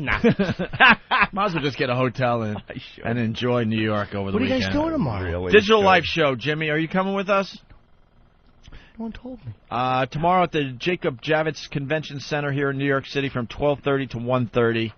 We might be there a little longer than that. We'll see. We'll see how it goes. It's pretty cool for something that we have to do that I, usually flee from the city. I don't mind doing this because it's tech stuff, and I like that. I never went to the Javits Center. I might go just check that place out. It's pretty cool. It's definitely cool, and we'll be there from 12:30 to 1:30 signing our awful publicity photos. No, actually, we like this version, right? Yeah. We like this one. All right, so that's going on tomorrow. So I wonder if Pat from Moonakis showing up like he did last year to just lean on the counter that we're signing for the entire time we're there, yapping. He's not going to be there. He's a big star now. Now that Regis is talking about him? God, all our, like our, what do we call these people? Creeps. Yeah. We used to have a name Assholes. for our, what was the name we used to use? Cancers? Freaks. Hangers on? The freaks of the show or whatever. Yeah. Stalker Patty, if you're just tuning in, is going to be on Maury Povich. We gave Maury a pretty good idea when he was in here. He went with it, and he's doing a show on, like, old virgins. Obviously, we got it from the movie, and we're not going to, whatever. But Stalker Patty's 50 years old and a virgin, so Maury said, yeah, we'll do a show with her, and they gave her a makeover and stuff. Patty should be in here in about 20 minutes to talk about her experience on Maury Povich. We don't know when that show's going to air yet. Mm-hmm. And then Pat from Manahawkin, another one of our freaks. He was in an eating contest, grilled cheese eating contest. They're eating shit every day all over the country, these professional eaters. It's not all about the hot dogs. They eat something different every weekend, I guess. Steve, instant feedback's down. Uh-oh. Instant feedback's down, Steve. Get on it. Steve? Get on it. Get on the horn. Where is that incompetent? And, here comes Steve. I don't know what happened. It's the internet. Tried dripped honey in the controls. Big creep. He really is. Big stupid claws. Bee landed on my nose and frightened me. When are you going to punch somebody?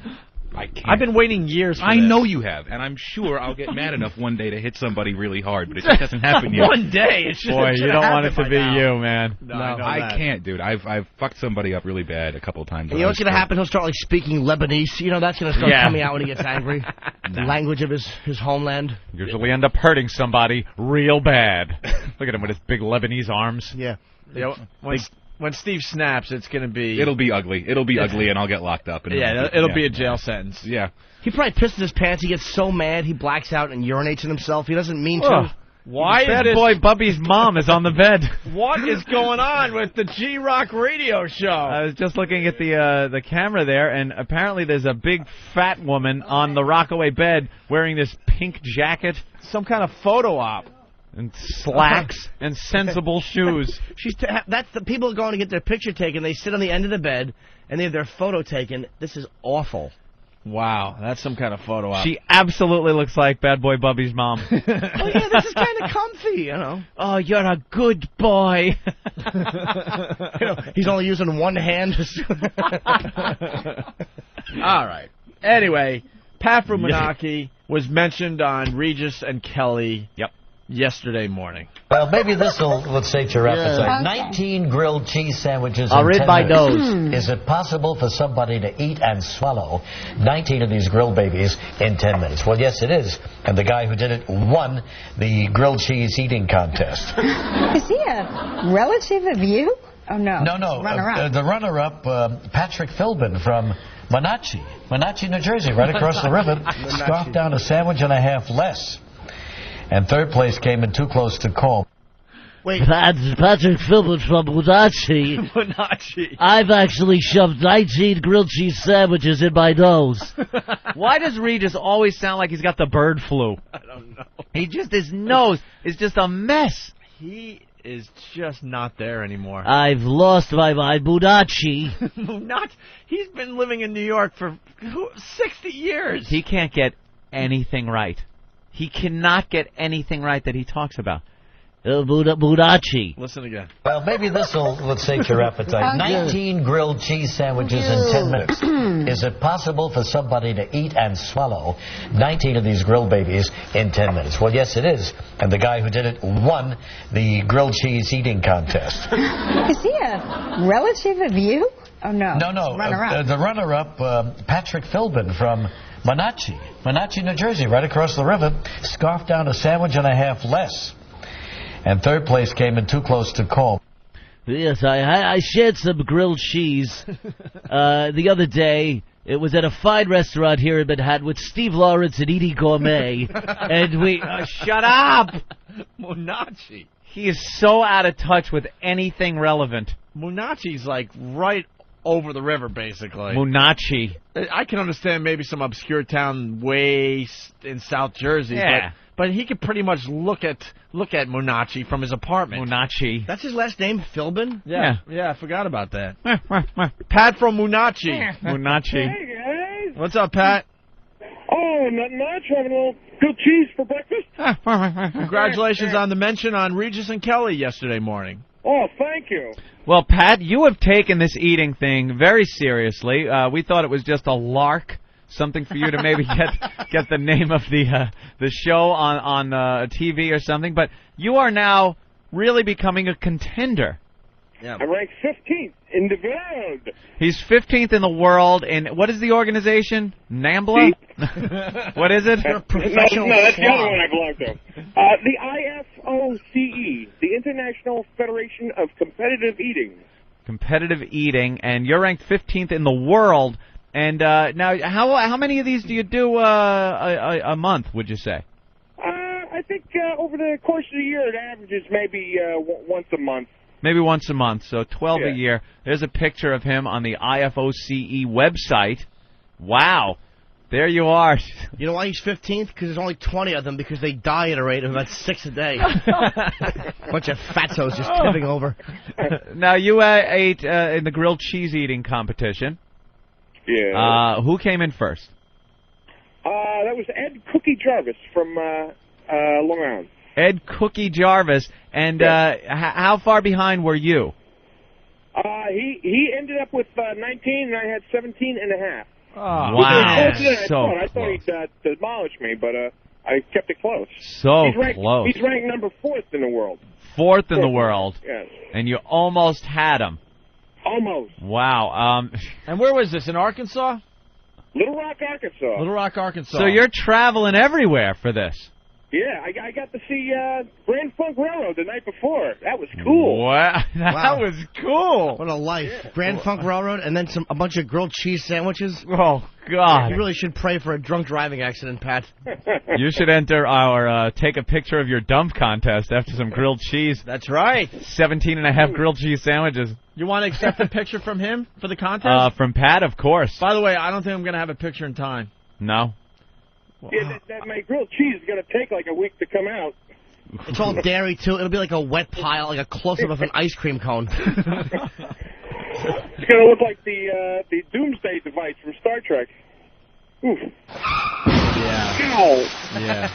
You dick. We're talking to the guy that invented the car crash, Yep. by the way. Oh. Let's not forget, the car crash all started with That's right. Pat from... What? Pat from Budachi. Mudachi. No, it's no relation to the Philbins, my Philbins.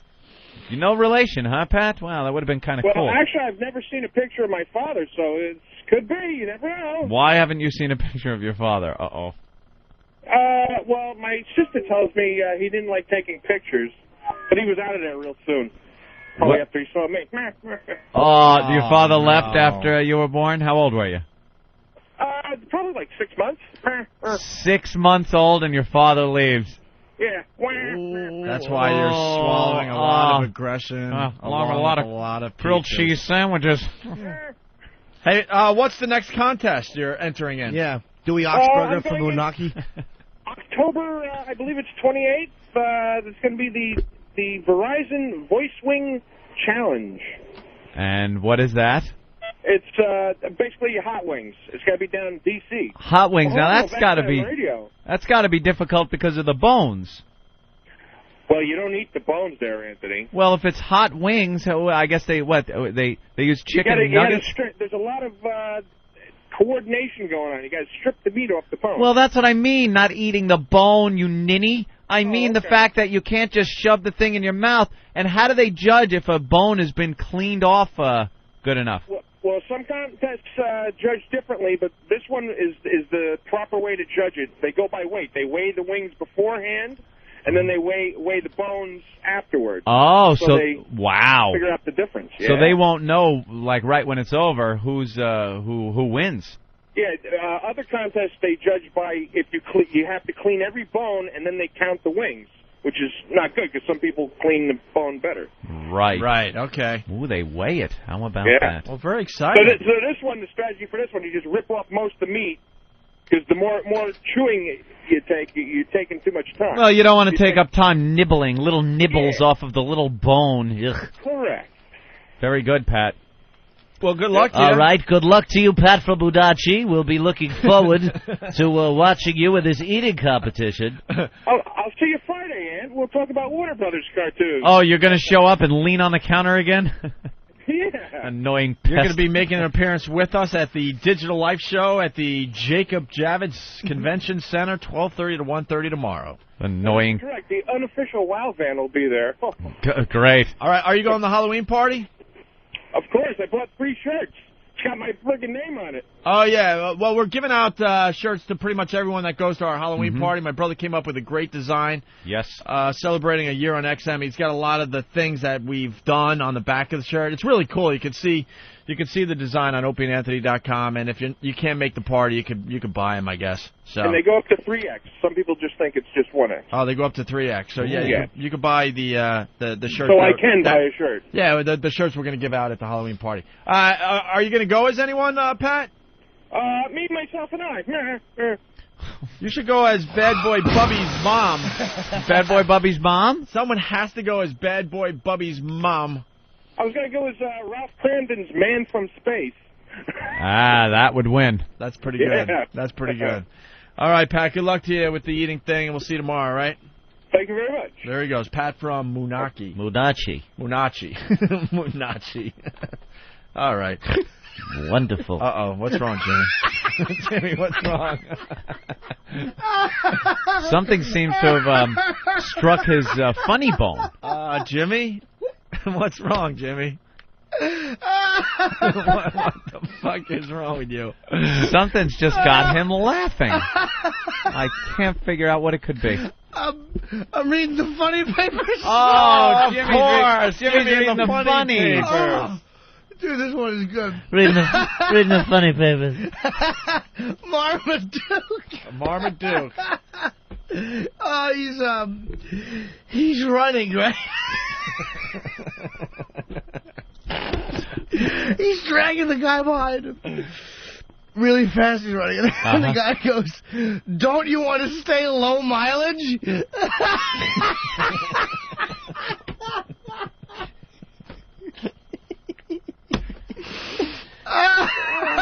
Yeah, that one's a hoot, all right. right. Wow. What a knee slapper.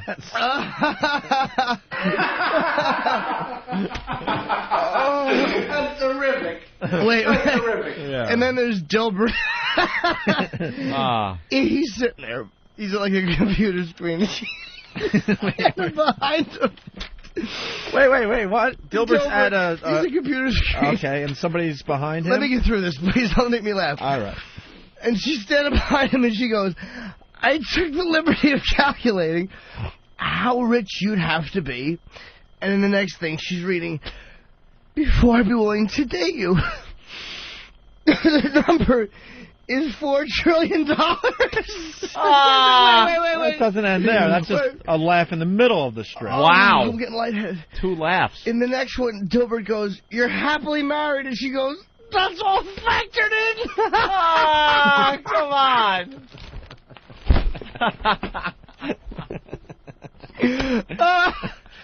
I thought it was over in caption 2 till that. Yeah, like, yeah. Oh my God, there's more. To get 2 laughs like that on a comic strip. Wow. Oh, dude, I have a headache.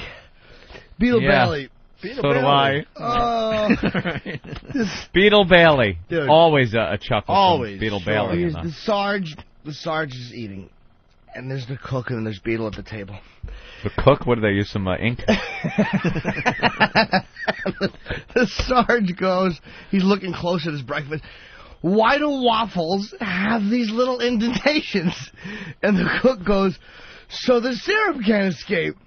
And the next caption, the sergeant looks confused. He goes, I don't understand. And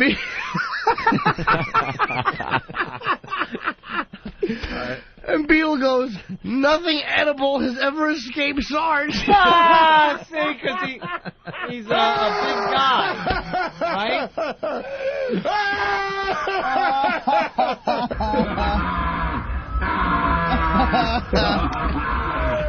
Wow.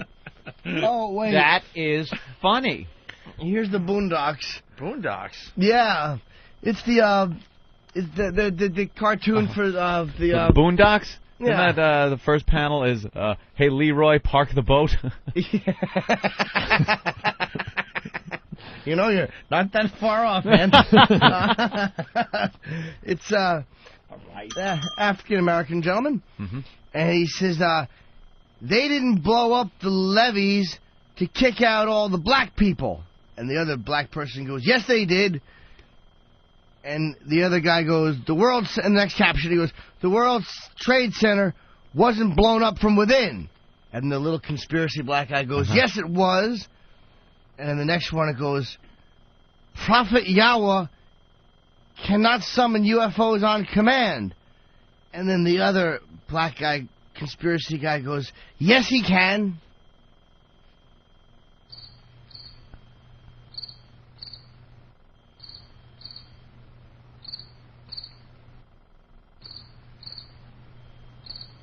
And then he goes, oh no! Wait. Hold on, I don't see a fourth box here.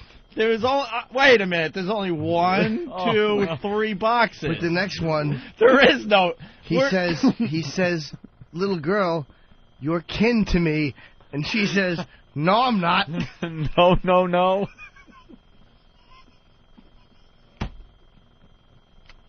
I didn't get that. What do you? There was no fourth. Where the? I'm no kin to the monkey, no. The monkey's no kin to me, yeah. I don't know much about his ancestors, but mine didn't swing from a tree. It seems so unbelievable, and yet they're saying it's true. They're teaching us about it in school now, that humans were monkeys once too. Whoa, I'm no kin to the monkey, no. The monkey's no kin to me, yeah. By the way, this will stick in your head like no other song we've ever played. I was singing that around the house yesterday, all day and all night long, and this morning when I got up. You just start humming it, right? I'm no kin to, and you find yourself then, no. Yeah. More you just addicting can't than, get it out of your head. More addicting than... Ring, ring, ring, ring, yep. ring, ring, ring. Really? Banana phone. Yep. Ring, ring, ring, ring, ring, ring, ring. Banana phone. That is catchy, but that I'm no kin to a monkey thing? Yeah. Because the Marmaduke ain't doing it for me. kids just sound adorable in it, don't they? What's that? What, Chuck? I said Marmaduke ain't doing it for me. I don't know, the whole part of the reading the comics, you're just cracking up there in the middle of it. It was fucking it all up. Me and my brother were sitting here. I was like, I'm waiting to laugh, and it's like, where the fuck's the punchline? And I didn't find any of it funny. I'm sorry. You didn't like the Marmaduke cartoon? You cannot be this stupid, Chuck. Where are you from? Come on, where are you from? Milltown. Where? Milltown. New Jersey? I don't know, the last... Yeah. You didn't like the Marmaduke cartoon? Wait. No, I didn't like it. Turn your radio down or you fail. Turn your fucking radio down! Sorry, that was my fucking brother. You can listen to yourself on the replay later today. No, I know that. Holy shit, just figure out what time you're on the radio and then do the math and listen to yourself later. Right. Now, you didn't find it funny. I really got to get into this. You didn't find it funny because you wanted Jimmy to say it clearly so you could laugh at the comic. Yeah, I think it was more just along the fucking thing. He was cracking up there in the whole fucking thing. It fucked me up for it. It ruined the comic for you? It ruined the punchline of the comic, so you wanted to laugh at the comic strip? Yeah, I was looking. Dude, I thought it was going to be funny. I thought the oh my God, I'm embarrassed for you. Right. Wait, but New Jersey listeners, I gotta tell you, I gotta stick up for New Jersey. They get the humor of this show. Yeah. I thought you were from Alabama, Chuck, because they're still poor trying to figure it guy. all out. They're trying to figure out our humor. Chuck, the Beetle Bailey one, did you like? I didn't catch the entire. Oh, see, because Jimmy, because you were laughing through it. If you would just read the goddamn comic, Jimmy, then these people would be able to hear it and appreciate it. If you could read it without laughing. Right, without laughing. Wait, hold on. All right, dude. Hold on. I mean, find one. Holy what shit. comic do you like, Chuck? Garfield. Garfield is very Let me funny. see, Okay. I don't know. All right. Well, let me see if he's here. I hate to take people out of the bit, but that's what the fuck he's doing! Holy shit, you cannot be this stupid! This gentleman wants to hear the comic that Jimmy's reading, not Jimmy's laughing. I couldn't get through it without laughing, dude. Could you read these without laughing? Yes, sir. You know, it's not Jimmy's fault that they're so hysterical that he can't stop laughing. It's not that fucking hysterical. I mean, it's just something. Holy shit. Dude, the comics make me laugh. Holy shit. Why do we even bother doing a radio show? Not that funny. Not that funny. Why? Wait, Chuck. Gentlemen, I just don't find the comics that funny. Chuck, have you read today's Blondie? Nah. Blondie. How am I... I'm going to read it straight? I'll Try read it, Jimmy. For this guy's sake, please try to get through it without... I know they're funny, and Dagwood's hysterical, but just try to get through it. Dagwood and his and coworker are walking, right? Uh-huh. And the neighbor. All right. All right, wait. Oh, they're walking. They're getting out of a car, and the neighbor says, hold on. Tootsie is visiting her Aunt Velma tonight, so I'm on my own. And then Dagwood says, why don't you come over around 7 and have dinner with us? And the next panel, they're standing there holding their briefcases, and the neighbor goes to Dagwood, that's very thoughtful of you, Dag, and I accept. Oh, Jimmy. No, I apologize, Chuck. Was that the end of it? Is that where I'm supposed to be cracking up with him? Dude, No, because it's not over yet. See, he's reading the last panel, and it's making him laugh so much that it's very hard for him to get through this. All right, dude. Because he appreciates good humor. Right. In the last one, they're still talking. Fan, but I got to go and punch it out. I got to get to fucking work before somebody kills me. Let me finish this one. All right, come on, finish it up. There's in the last panel, and the guy goes, but let's make it 6. And I don't like selfish. And no chicken, I had that last night. And then Dagwood says, Chuck is a stupid cunt. Who you calling a stupid cunt? Hey, I need a wild chicken, man. I got some asshole around me over here. Not an Amboy. We're in Amboy. Pathmark and Amboy today. Somebody get a wild band out here. All right. Bye, Chuck. You stupid son of a bitch. Oh, my God. What a mokes. What an ass. Complete idiot. Look, and now we got Alabama defending themselves, and they should. Chris, go ahead. Yeah, I'm from Alabama. I just want to say big fat fuck you. We kind of get the show down here, buddy. You get the show, right? Fuck yeah. Do you get I hate to tear down the ninth wall here, but you get what Jimmy's doing with this bit? Well, I was on hold for a while because I wasn't hearing it. All right. But yeah, I get the fucking show. We laugh about it down here. All right. We all... All right. Wow. Hate to tear down that wall, but, you know. That was a wall. Sometimes you have to. Wall. It was a piece of paper mache. I didn't think that needed to be torn down. No shit. No one knew that. Tim from Alabama. Hey, y'all need to calm down, Alabama. We ain't all a bunch of dumbasses down here now. We're smarter than fucking idiots from New Jersey. You're right. Now, Tim, do you understand? We rarely do this, but let me ask you a question. Do you understand what Jim Norton is doing with the comics bit? Yeah, it's ironic humor. Wow. All right, there you go. All right, we got to lay off Alabama. They're pretty smart. Hey, there's the part of Alabama that is called North Alabama, where all the defense and aerospace industries are. That's where all the intelligent people are. The people that call you are truck drivers from Central or L.A., Lower Alabama. Uh-huh. They're about as dumb as a brick. All right. So not all of us are stupid. All right. We got a lot of fans in Alabama. Here's TJ. TJ. What's up, Opie? Hey. What's up, TJ? Alabama gets misrepresented by some of the dumbasses that live down here and call in the radio shows. Yeah. But it goes to show every state's got their dumbasses. Can I get a War Eagle? It would have been better if he could have hung up quick, but he had to fumble with the phone. Fumble. Oh, that's great. TJ. Yeah. And he's still there. Yeah, and he's still there waiting. Very good. You understand the Jim Norton comic bit, right?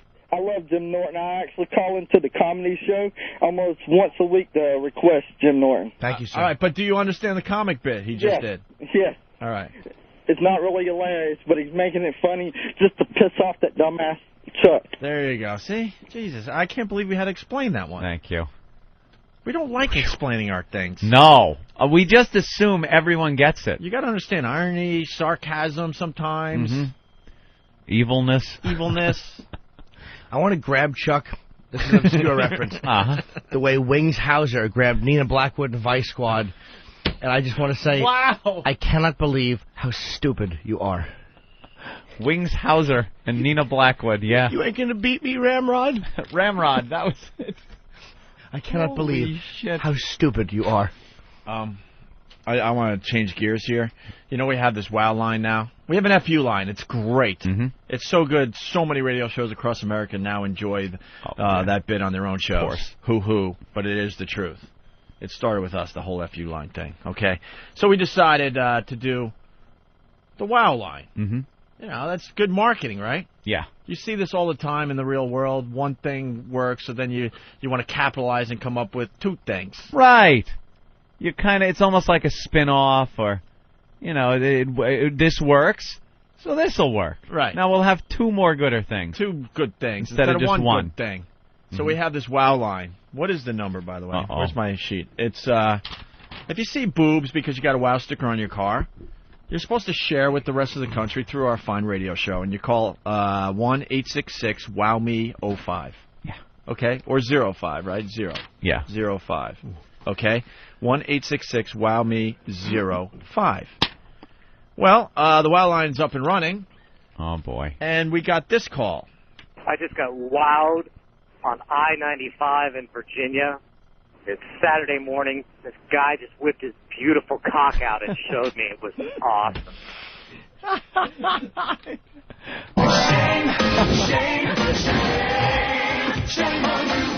I gotta say, I didn't see that coming. This is a giant cock. I did not see that one coming. It's not Whip It Out Wednesday. It's wow. Whip them out or whip out. Whip them out. Oh my God, whip I'm distracted because Stalker Patty's here. Do not show us Stalker Patty. Oh no, not yet. I could tell by Ben. I could tell by Ben that this is going to be unbelievable. Ben is laughing hysterically outside the window as I'm trying to explain this WOW thing. Maury Povich gave her a makeover yesterday. She's coming in to talk about her experience on the Maury Povich show. And I guess she's dressed as they had her dressed yesterday, and Ben is laughing hysterically. Yeah. Ben, hide her in Ron and Fez's office. I'm telling you, because we're going to go take leaks here, and I don't want to see her until we go live after the commercial. If Ben is laughing hysterically, you know what that means? The mail must have come. Well, this coming in on instant feedback. This page cannot be displayed. Isn't that great? What? The page you're looking for is currently unavailable. Oh, we still don't have instant feedback. This in on instant feedback. The website may be experiencing technical difficulties, or you may need to adjust your browser settings. I don't think that's the feedback. We're working on it. No? I'm waiting for Scott to call me back. Scott? Who's Scott? Scott is the guy that... My brother? No. My brother's involved with the show? Yes, exactly. Scott Peterson. Columbo? He had a lot of time, so he learned programming and made our instant feedback. Yeah. Scott's the guy that... Yeah. Notice I couldn't commit to the really obnoxious laugh at this monster in front of me. Do you like your BlackBerry, Steve? Getting used to it. Motherfucker. I'll just stab you with a fucking scissors, I swear to God. Just use your claws. I know. We're working on it. But you're like Fonzie, you know that, right? Hey. Anthony brought this bit to the show years ago. You're like Fonzie. You're always like threatening and saying what you want to do, but you never do anything. Because I'm smart enough to know that it's not worth hitting anybody. Fonzie, it really isn't. Richie should have just punched Fonzie in the middle of the forehead. Hey, Fonzie was never in my office. Back. Because you realize at a certain age that you start clubbing people really hard, you're going to go to jail, and it's not worth it. It really isn't. But you can't threaten anymore because no one's buying it. You're like the boy that cried... Where's the fire? Where's the fire? Where's the fire? Where?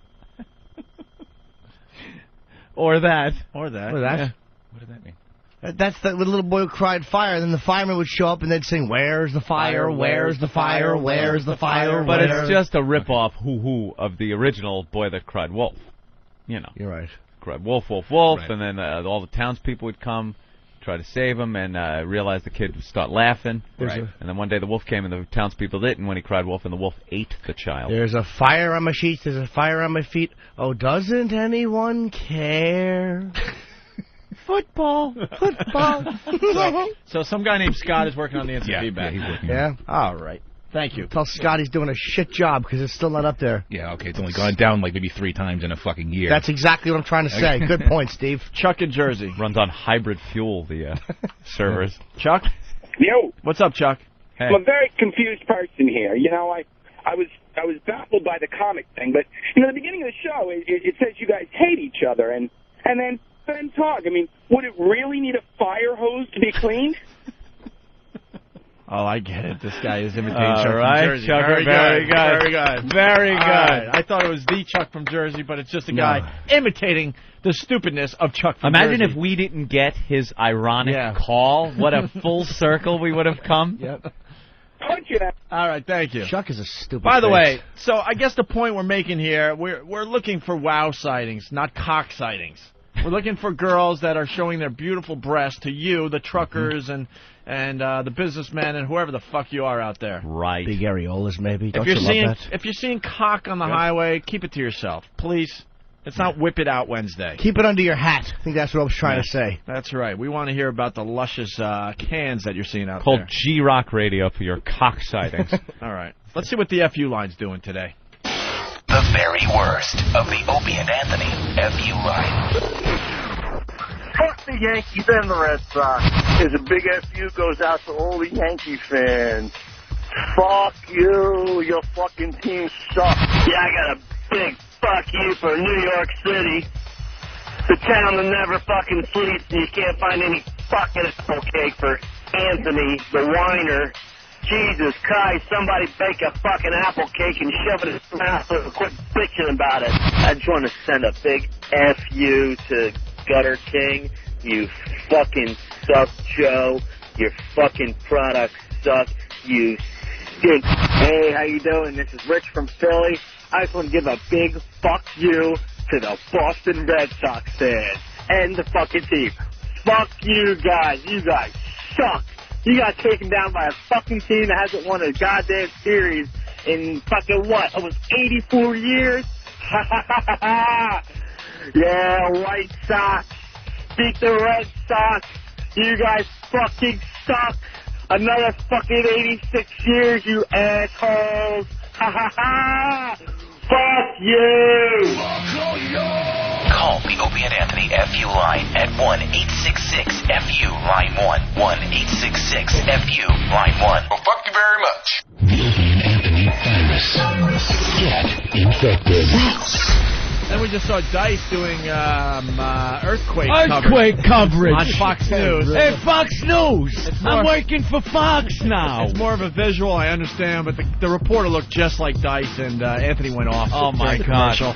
I was over at the comedy club, but I'm at Fox. I'm over here now. I'm over here now doing the earthquake coverage. Weren't you running a gym for a while? Yeah, I had a gym. I was running the gym, then the comedy, but I'm over here now on Fox News.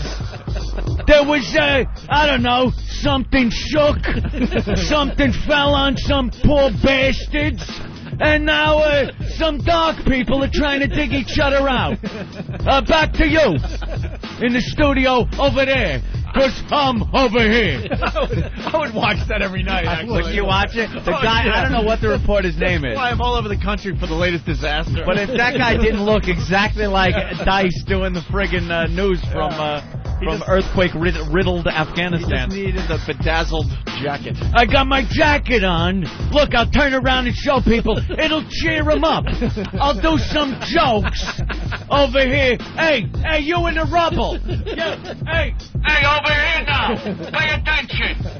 So I'm on the line at the bank, and I got my tongue up this chick's ass. Oh! Hey, what are you dying on me? Wake up, you. Hey, Haji. Wake up. What's with Chinese people driving? You can blindfold them with dental floss. Oh! Hey, pull a rock on him. He's enjoying himself. Just pull a rock off him so he could see me.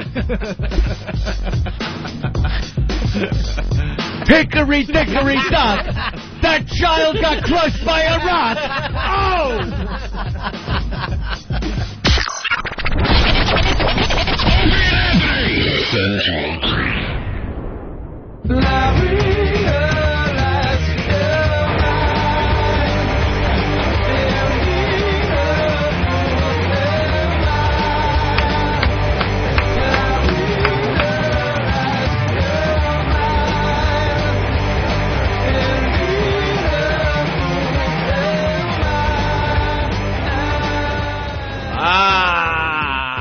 Why are you holding your dick? Well, because actually He likes this song. A lot. An itch. You like this song, Bubby? Bad boy Bubby. Where's my bad boy Bubby? Where's Anthony's bad boy Where Bubby? is it? Bad boy Steve's got Jimmy. it. I wanted him because you know me. I sprint out of here so quickly at 11.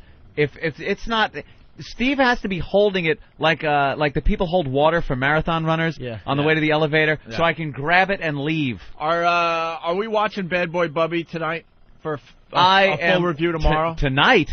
The second I get home, it goes in the DVD player. Somehow I'm going to watch it as well, and we'll have a full report tomorrow on the program. Very good. Lindsay can take one. She understands, right? She'll sit and watch, right? I don't know. She was the one that had the problem with it last night. Maybe she was just mad at the erection she saw forming in your pants. Oh, here it is. Bad Boy Bubby. Is there another one? I think Steve might have gotten one for you. Oh, That's Steve's the a reason good that mine boy. wasn't in the studio for the past couple Everyone of hours. will have a copy. Everyone will have Bad Boy Bad Boy Bubby. Oh, is Steve burning them again? Okay, good. Poor motherfucker's probably eating dirt in Australia somewhere. Can't even throw him a couple of bucks. No, actually, someone ran out and got bought it. copies. Oh, That's right. No, yeah, we found a little DVD shop. Australian DVD shop down the road. Yeah, a little place on 49th Street and Madison. Yeah, that's where it was. Right. Sometimes they'll say things like, "Hey, whatever you want, I can get. I burn them and sell them." Yeah. A big gym bag on the corner. I think he said, "Shut the fuck." Yeah, he just makes his eyes look Chinese, and he gets away with it, so he's fine. No one knows it's actually Have you him. seen this movie, Bad Boy Bubby? It's a wonderful motion picture. It's a love between a mother and a son. It's wonderful. Fantastic. Bubby from Moonachie. Bubby from Moonachie. You know, it reminds me of when I sat and talked with Joan Crawford once, many years ago. Shut up. You know, I met Groucho Marx and Anthony Cumia on the same day. From Moonachie. Let's say hi to Larry in New Mexico. Larry? Hey, I just wanted to tell you, there ain't nobody that makes me laugh more on this fucking earth than Jimmy. Larry! That's it. Jim Norton? Thank you. Wasn't he great on fucking Leno the other night? He was unbelievable. Thank you, Larry. Unbelievable. And cute as a button. He knocked it out of the ballpark. Right. I tell you what, I get more out of him listening to him on the radio, but God, I can't wait till the 21st to watch him on HBO. There you go, HBO, Jim Norton's half-hour Wow, comedy this special. guy's good. Very good. What a fat pig I look like. Jimmy, Yes, there's sir. a good blowjob for you this morning, buddy. Thank you, buddy. He slobbered on it. You're a good boy, Larry. Well, I guess this would be a good time to get into the Jim Norton Bill Burr campaign that's been going on secretly behind the scenes. I didn't know that they were running for the office of the seat. That's right. And then the campaign is turned as ugly as the New Jersey campaign. That's right. And governor. Before we start, because we realize there's a lot of dummies out there that listen to this program, okay, and they're going to start rumors if they hear something differently here. That's Not Jim the Norton. rumor. That's Jim Norton's seat. That's right. Mm-hmm. That's Jim Norton's seat until he tells us to go fuck ourselves and goes to Hollywood full time. Or until Bill comes back into town. Well, Bill will be here Monday. All right. But let's not mistake anything here. It's Jim Norton. It's Opie. It's Anthony. It's Jim Norton. Bill Burr becoming huge as far as his show goes, and we need to do that because we lost a lot of our comedian friends in our time off. They could all go fuck themselves, quite frankly. Wow. And Bill Burr is stepping in and filling that void quite nicely. We have a comedian fucko list. Remember the days we had Jim Brewer on a lot and Louis Black on a lot?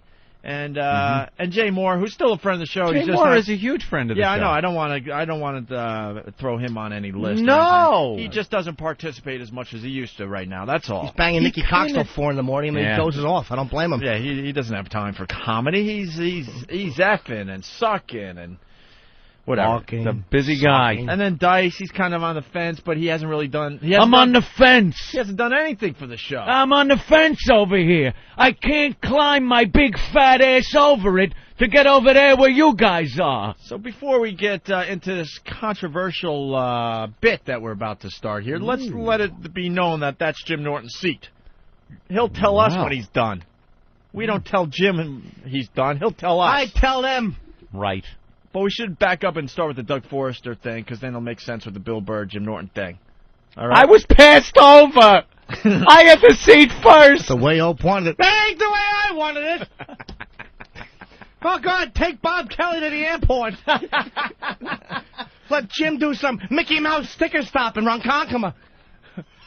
You think all your comedian friends behind the scenes are all secretly talking like, Jimmy's going to be in L.A. full time soon, and secretly, I actually think I have a shot at that microphone in the studio. I think my stupid friends who like will read message boards should realize that it is their guest seat that has been swiped. These dummies, they're all happy, like, it's funny, he's doing good. It's like, hey, shithead, guess who would have been in if he wasn't so good? You dummies.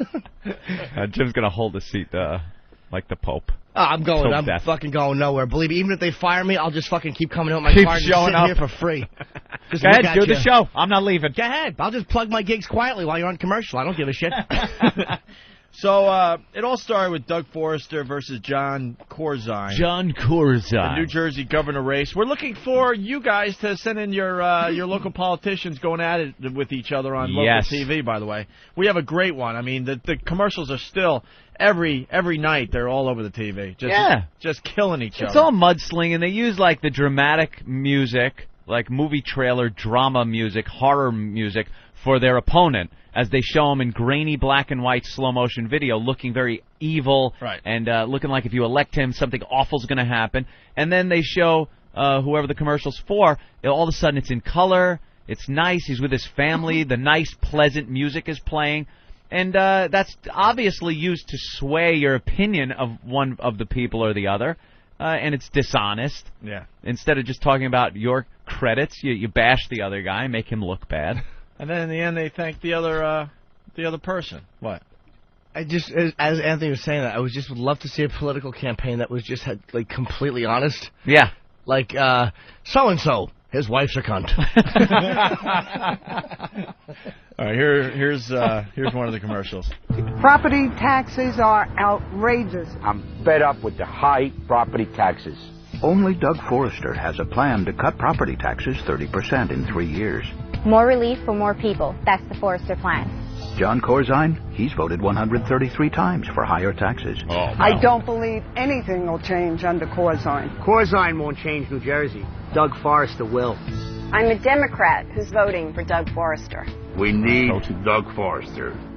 All right, so there you go. That was pretty basic commercial. That's the people commercial where you go out to the people. That's a good place to begin. Yes? Yeah, but you know what Doug Forrester's plan was about lowering the property taxes? You let you kick a bunch of people out and you allow a bunch of, well, let's just say other people to move in. Property value goes down, lower taxes. I talked to Doug. Not a good plan. That's not a good plan. Here's opening up Popeyes. Here's the pro-Corzine commercial. Question: who was the only candidate for governor who has ever raised property taxes? Answer: Forrester. Doug Forrester. In fact, the only time Forrester had any control over property taxes, he raised them 200%. John Corzine has proposed a real plan to lower property taxes. It increases property tax rebates by 40% over the next 4 years. And it's paid for by cutting waste, controlling spending, and growing New Jersey's economy. John Corzine. Honest, effective, experienced. I like that because it's not vague. By growing the economy. Yeah. Well, that's specific. Obviously, he doesn't want to raise taxes. That's like his platform. And he's saying he's not going to raise taxes. He's just going to do these things. But in those things are things that are going to be horrible for you. Cutting services. Like all of a sudden now your garbage is getting picked up 1 day a week. It's just all those little things. The potholes in the road aren't getting fixed. You know, the taxes do go somewhere. So I don't know who to vote for now. I get confused with this. I like that Forrester guy, just for the fact that he probably had the ballsiest awful commercial. Well, the next one's really good because it's the conga line of corruption. Yeah. Listen to this one, Jimmy. There's a conga line of corruption and waste in New Jersey. Conservative businessman Doug Forrester will take a big broom and sweep it clean.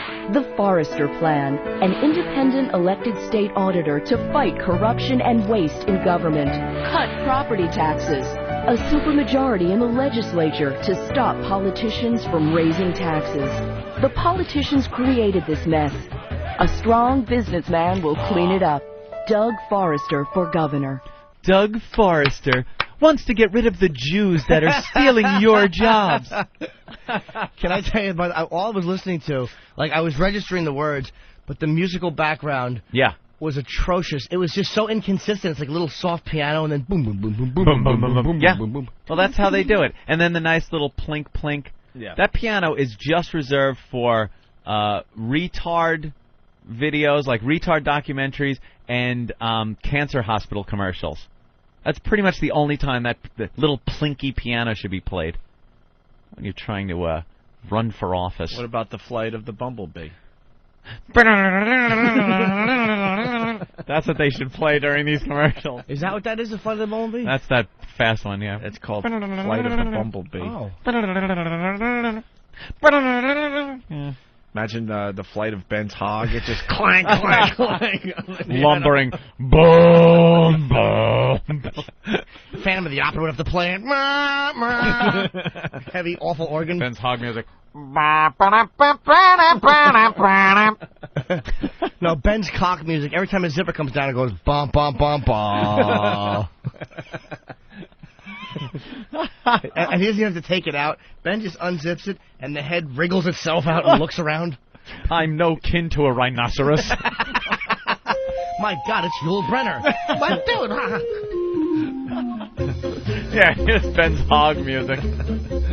What's it called? Baby Elephant Walk. Baby Elephant Walk. Dog. I gotta use this urinal. There it is. All right. Because while he's talking, that mischievous penis has lowered itself and is now taking hay and shoveling it up. Ben doesn't even notice it's doing it. Takes water out of the urinal and sprays it down his back. That's why his hair's always messy. His cock is always spraying urinal water on it. Picks up the urinal cake and tries to eat it. He doesn't know. He's on the phone. His cock is trying to put the urinal cake in his mouth. And he still just keeps talking. Psycho camera. I'm ready. All right. Anyway, where is he? I love looking at him get all upset. He just shakes his head. He's shaking. I can see his head. He just shakes his head. All you see is the back of a baseball cap, but where the little things that adjust, where you can see they've been broken, and you have the big piece of tape connecting the back pieces. The regular hat won't fit. Ben's got a big head. Ben's a good boy. I think we got the Dem Bosses commercial. This is a good one. It's a very disturbing pattern. Tapes released by the Attorney General make it clear John Corzine is too close to the most powerful Democrat bosses to bring the change New Jersey demands. On the tapes, Boss Norcross said, "Yesterday morning, I'm up in Summit in John Corzine's home having breakfast, and I talk to the guy once a week. The pattern is very clear. Corzine's self-described political mentor, Bob Torricelli, was forced to resign in disgrace. And Corzine even partnered with now convicted Democrat donor Charles Kushner to buy the nets. Kushner is going to jail. Listen again to Dem Boss Norcross. In the end, the McGreevy's, the Corzines, they're all going to be with me. They have no choice. New Jersey, you have a choice. Listen to Republican Doug Forrester. This is Doug Forrester. We need a big change in New Jersey. We've got to break the cycle of bosses and corruption. That's the first step to reducing spending and cutting your taxes. They're all tied together. Character, courage, conviction. Doug Forrester for governor. Paid for by Forrester for What governor. a horrible lying commercial. I love Doug. I love that guy. Little piano music. Democrats. They fuck children. They made it sound like he was involved with some kind of organized crime. They use bosses As like everyone knows, the head of the family is the boss, a mob boss. They use that word. They use the grainy kind of staticky audio tape, and him talking like he's got Corzine in his pocket. Is that like real so audio? many judges, so many nickels. You got to let Corzine draw from the well. Yeah, if that's just nickels and dimes too. Salute, Doug Forrester. Salazzo's mouth opening. I'm the hunted one. Open. You think too much of me, kid. Open. Is that not that good? Is that real audio? I don't know. He goes, listen what this guy, whoever his name is, said. They didn't say here's a tape of him. They just said listen what he said. Right. And then maybe they were reading a transcript or something. I bet that's actual audio that they kind of like fixed with, so it sounds like a wiretap. So it sounds like a wiretap. Yeah. It's underhanded. Oh, I see.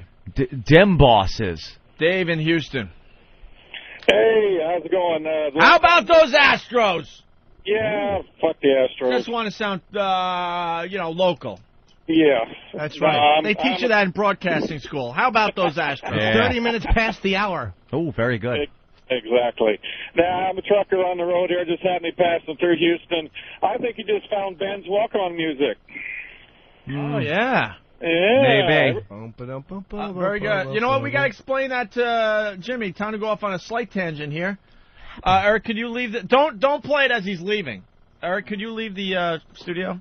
Mm-hmm. This happened since you've been gone, Jimmy. You've missed so much as far as the show goes. Opie. This was going on for like 2 straight weeks. Every time Eric walked into the studio, this is what you would hear. All right, Eric, we need you for something. Look how gay.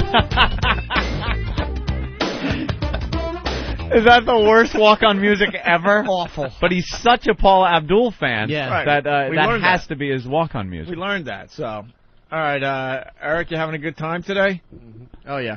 All right. Thanks, Eric. Thanks, you to Eric. leave the studio.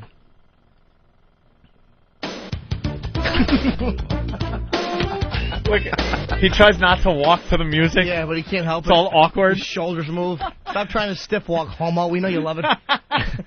All right, come back in the studio because I do need you to my left here. Yeah.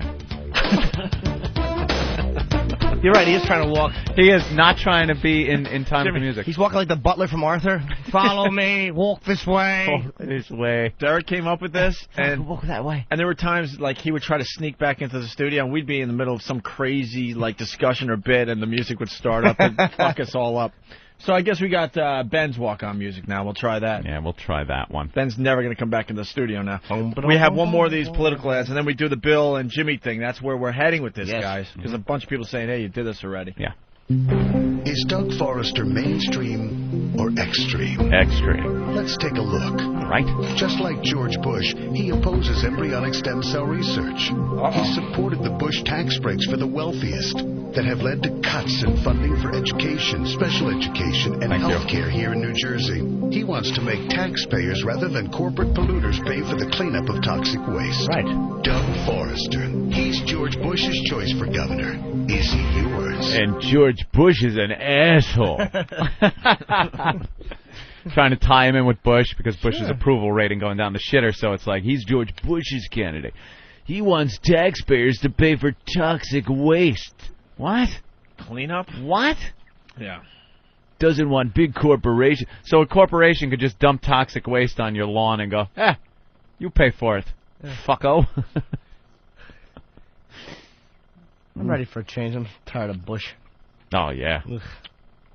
All they would have had to do is come up with someone better than Kerry. Yeah. And they fucked that whole thing Or up. this time, just get Good somebody luck. really good. Republicans are in trouble. Eli from Columbia. Eli's calling. Columbia. What's up, man? Hey. Hey, Ben's walk-on music has got to be the theme from 2001. Why? Because it's just so huge? Yeah. And monolith-like? Monolithic? Yeah, absolutely. Oh, wow. Bill's not shaving. No. That means he's ready to kill again. Holy gee, yeah. Yeah, I got my hunting beard on. Intern Bill has not shaved. Something bad's What going to a happen to friggin' somebody. mountain man. He's a little guy with a huge goddamn Grizzly Adams beard. That's a 2-day growth. That's 2 days, right. All right. So now we get into the Jimmy Norton versus Bill Burr thing that Steve and, Danny came up with the idea, and Steve and Danny threw these together, right? All of you guys? I'm sorry, all of you guys. Wow, I know you. What is that little... What's Fiona Applebody doing here? Hey, remember him? I remember you. That little wave. What's his name? Sam! I am Sam. I am Sam is here. Just ignore him when he comes in. Remember him? Yeah. Very cool. We didn't say come in here. We just said we remember you. Oh, what? Go in there, go in there, go in No, there. we just want to acknowledge that we remember you. Hi. Oh. How's school? Good. All right, good. Look how big you didn't get. Dude, what about the family tree thing? We got into that with you. We started that, and like, what happened? The family tree. Have you come closer to realizing anything about that, or no? Nothing. Nothing. You're still related to Thomas Jefferson? Yes. All right. Yes. School good. School good. School. All right. What have you been up to? I'm no one cares. We really don't. I mean, no. Any broadcasting though? I'm no one gives a shit. Enough. How do you do? I'm Sam. You out. There you go. Dude, Sam. grab this. He interned for us, I don't even know, 3-4 semesters ago by now? We've had 30 guys come through since Sam. Hi, this is Sam. Oh, God, stop it. All right, so there's a campaign going on. There's a Jim Norton, Bill Burr thing happening. You dick. It's the same guy. Exactly. Sheesh. So you want to hear the pro-Jimmy? The pro-Jimmy ad. Political ad? All right, here it is. In his act, Bill Burr laughs about mushing an old lady's homemade muffins at a street fair. Bill Burr also thinks women are a black hole for fun. Jim Norton loves women. In fact, he even pays for their company all the time. Jim Norton for Third Mic. Paid for by the fans of Jim Norton. I like that. The good, nice music kicks in with that evil Bill Burr music. All right, here's a pro-Bill Burr campaign ad. Escorts, urine, pornography. These are only a few things Jim Norton enjoys. Jim Norton has even fantasized about jerking off his girlfriend's father. If he is elected Third Mic, who's to say he won't fantasize about jerking off your father? Bill Burr would never rape your family.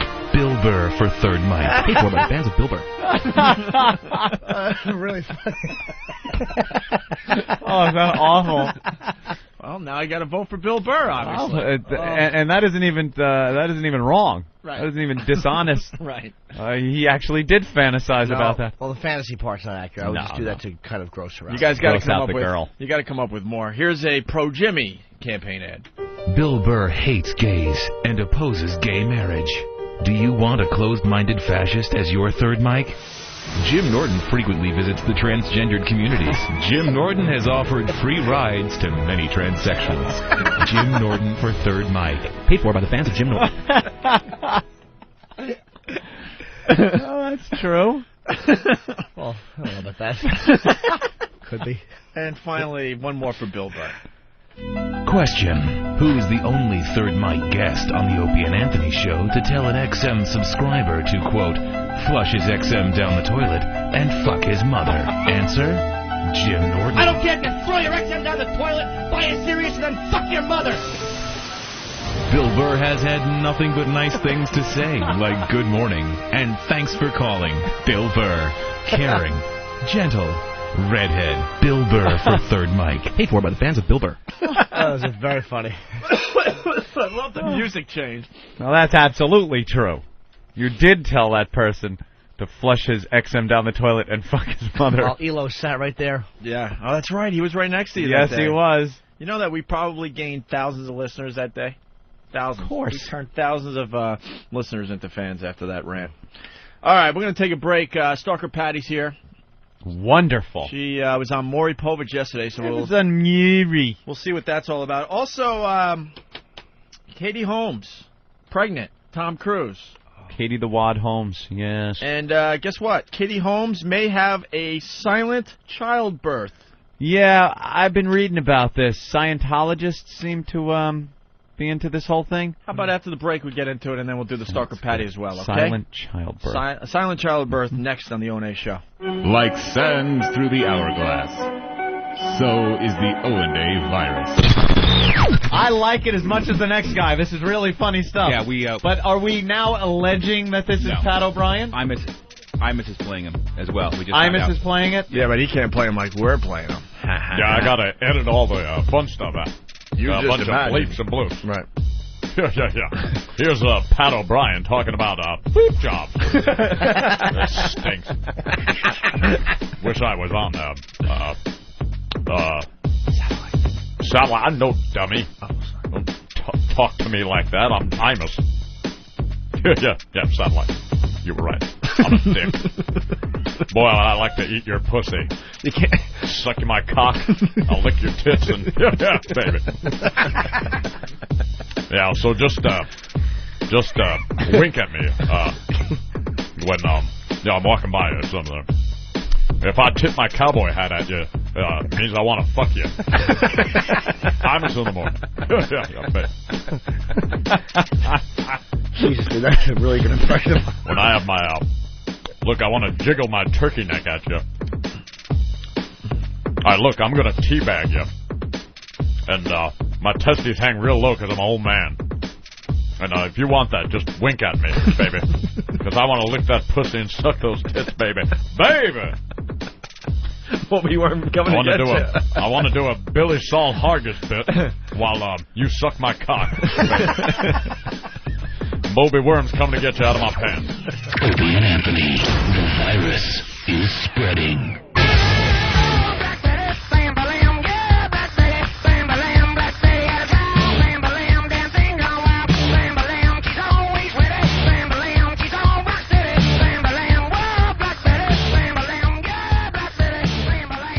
Bam-bam! Let's say hi to Dan in Arizona. Dan, what's going on today?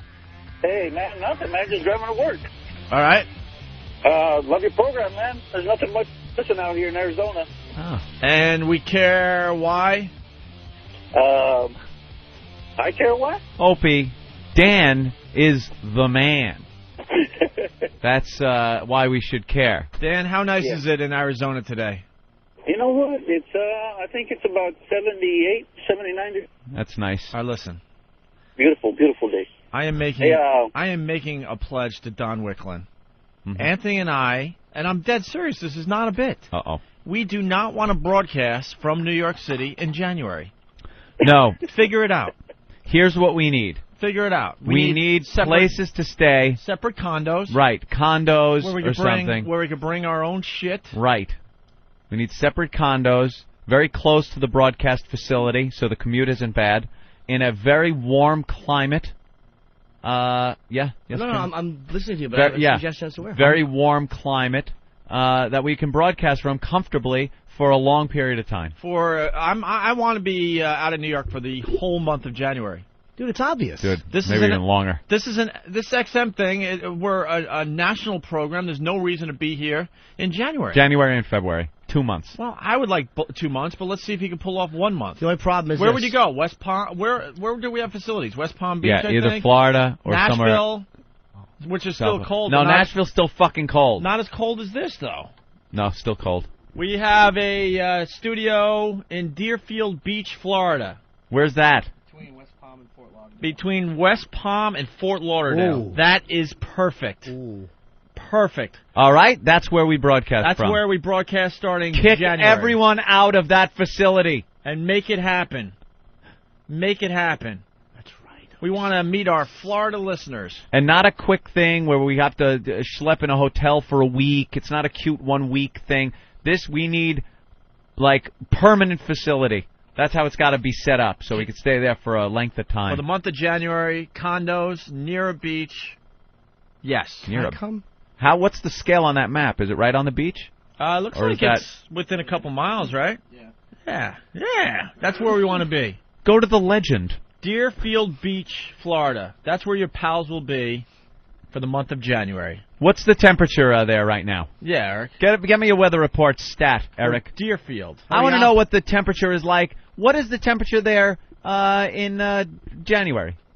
I want to know what the temperature is there in January. Get it for him, Hawk. He doesn't like to wait. Let's say hi to Roger in D.C. as we get the temperature for Anthony. Roger? Hey, what's up, guys? Why don't you just broadcast from LA for the next couple months so Jimmy can be there? I'll tell you why they can't, because of the time difference, dude. It's the only problem. 80 degrees right now? It's 80 degrees in our new home, Anthony. Right now, 80. We would be in 80-degree weather right now. In our new home. But in January, it must get down to what? 70, high 60s maybe? Although it is still early, so 80 degrees might be 90 degrees How today. far from Fort Lauderdale is that? Fort Lauderdale, you guys have some listeners, man. Yeah, point out Fort Lauderdale on the map. Point it out for him. Please. Hawk. Come on there, Hawk. Come on. Zoom out. Yeah, keep fucking around, Hawk. Take your time. Well, it's near Boca. Fort Lauderdale's right here. And where are we? Right there. Holy crap, we're close to Fort Lauderdale. About 20 minutes. Which means we're close to South Beach. Which means you got a lot of box running in and out of that studio. All right. Tits flopping. All right, wow. So there it is. Project ONA. We will be broadcasting in January from Deerfield Beach. What is Normal that high facility? in January, 75 degrees. 75? We found where we're going. Just make it That's happen. it. Make it happen. Condos. Oh, by the way, the whole staff, too. Yeah, we need the whole staff. Oh, yeah, you guys ain't staying here. Stop it. Any comedy clubs around there? Yeah, but I mean where I can do spots on a nightly basis. There has to be one. Boca Nuts. We'll find a chuckle hut for Jimmy. Yeah. We will find a giggles. You guys are going to have to share a condo, though. All right, they'll share a condo. Be like a dorm room. One twin bed. We need 3 condos type of. We need a real living environment. We can't be living out of a hotel. That would be just awful. No, we're fancy. We need a real place. That's right. And then those guys can, Don listens. Be a frat He's house. listening right now.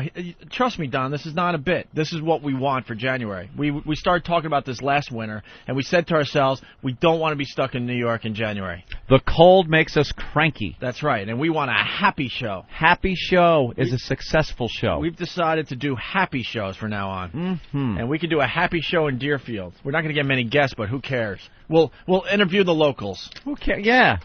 There's a bevy of guests right outside that studio door, I bet, that isn't being taken advantage of. Fort Lauderdale, you'd be surprised. You got people going through Fort Lauderdale, man. That's a pretty big place as far as entertainment goes. Yeah. All right, so we'll do just fine. Make it happen. Plenty of gay people. In Fort Lauderdale? Right? I don't know. I thought it was all chicks. Hawk? Or gals. Boy, I'm so disappointed I didn't know where the gay people were. Hawk, where are the gay people? In Florida. Don't act like you don't know. Where you know Florida like the back of your hand. Exactly. Right. You know Florida like the Where back is of your it? head. They're down in Miami. Miami? What part, though?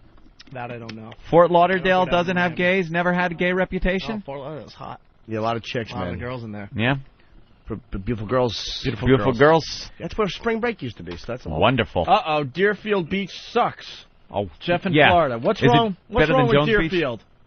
Deerfield sucks, man. The accommodations are horrid.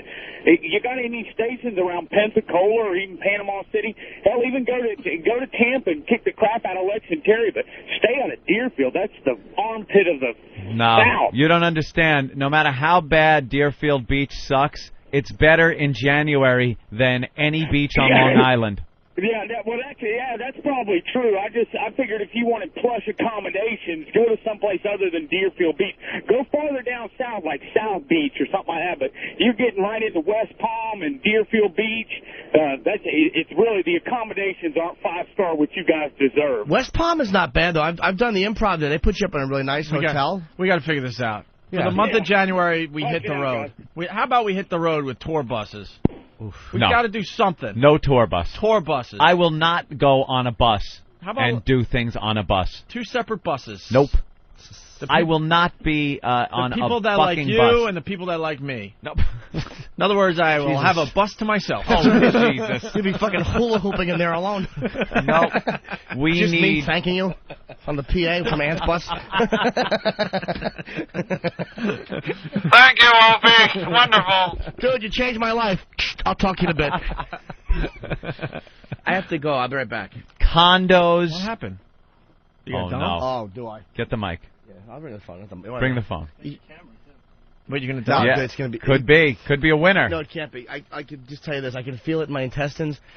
It's like stew. Okay, call up. It's not going to be a photograph. This is not going to be a photo op. This is going to be This is going to be a levee break. Wait, I'm thinking about a dump off. I'm feeling confident right now. Oh, no. Wait, let me jump up and down. Anything? Got something? Something cooking? It sucks that all my bits are very funny, but they're visual. Opie is jumping up and down right now, just trying to see if he can loosen that log. No, I think you're on your own. I don't want to dud. Yeah, I could try, but you'd be pushing and straining, and then you hear a little plink as one of your pebble shits falls out. Dude, take a picture because it could be in the running. It won't be. It really could be because we're not only looking for size. It's being judged across all kind of levels. I'll tell you where the dumps are going to come when I go back to L.A. next week because the trailer, the bathroom, the way they have this is like one of those. It's a waterless. There's water, but like when you shit at first, if there's no water, you have to step on a little. Right. So what happens is sometimes you get meat piles in your thing. It really is awful. It's really unpleasant. And then you got to wait for the trap door. Does it have a little trap door that works with a foot pedal? Yeah, exactly. Foot pedal. So now, if you got a lot of dump on it, you could feel the resistance in the foot pedal as it tries to slide from the bottom of the dump. It looks like a cue ball, and then it moves out of the way, and the dump collapses in, and the water comes and washes the side. Right, a little ball valve. Yes. Yeah. But when it goes back, the ball valve is filthy because it has log on it. Yeah, it's a little streak on it. When you have to dump in that situation, you realize how smelly and awful. Oh, without the water? Your waste really is. Back in the day, it was spackle buckets. The water really does save it. It still is bad, but, man, without that water, wow. All right, it really Jimmy's does stink like out. an animal. Here he goes. He's finishing his coffee before he goes in. If I could wait, I'd wait, but I could just feel it. All right, let her rip and get on the phone. Wait, get on the phone right now before you leave the studio.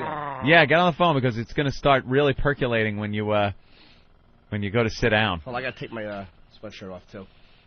I'm nuts when I shit. He's nuts when he... What do you go... Like, what do you work out? Yeah. I mean, on the bowl as you're taking a dump? I just don't... My greatest fear when I'm taking a dump, and it's a really weird one, is that I'm going to... My shirt, I have to pull my shirt up under my arms. Like, my back has to be completely bare. I'm so afraid that I'm going to get duty on the back of my shirt. Duty on the back of your shirt and be as shamed as Ben. Yeah. Right. Yeah, please. Yeah. Call the hotline. Oh, please. That was my remark. Oh, please. Oh, please. Good gosh. Do we want a spotter? I can call in. I don't think you'd want anybody a guy in there. No. I can't dump with a guy in there. Because how are you supposed to shit with a guy in there and sitting there with a... All right, we'll call right now. Take the phone. Get good acoustics right in the crotch area so it's nice and echoey. Yeah, I want him to call. Do you realize on every other show, let me just point this out, I would have to excuse myself. I got to use the facilities. You guys would go, all right, just come back. Yeah. But on this show, it's make sure you get the phone by your asshole so the country can hear it. We need to hear your pain. It might not be loud, though. I'm not going to promise this. Yeah, well, you never know. It's a crapshoot. It is. Oh, cut it out. You got to use muscles, that quick little blast of muscles. Oh, right. You got to work it a little bit. Help it out. All right, also on the show today, we got Stalker Patty. Patty? Anxiously her big makeover? Yeah, she's anxiously waiting to come in here. Is she working today? Usually she would have had to have been in work, I guess. I don't know. I guess she's a big day. She's now a TV star. She had her makeover on the Maury Povich show. It was videotaped yesterday. Right. Word from the producers of the show, it came out great. They loved it, and they will tell us when it airs. Right. But they gave her a whole makeover. Jimmy? Oh, I'm trying to find a clean stall here. This is the one I'm going into right now. Hold on. It has a little bit of it has like a little log mark on the bottom. Now I got to paper the seat. Oh, you paper? You bet I do. I don't paper. I saw a whole show where toilet seats don't have as much germs on them as like almost everything else you touch on a daily basis. No, it's the pee that I'm worried about. I don't want to sit in someone's tinkle. You hear me? Yeah. Your logic is dumb. I know. I'm not the saying stuff you do in your apartment with these ladies. Well, and now you're papering the toilet seat. Hold on. All right, let me see. I don't know what this is going to be. All right.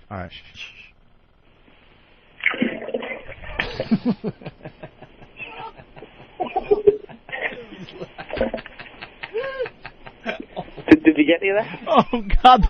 The bottom dropped out. That's what I call Never mind. I had a silent childbirth. God. Did you hear it? Did we?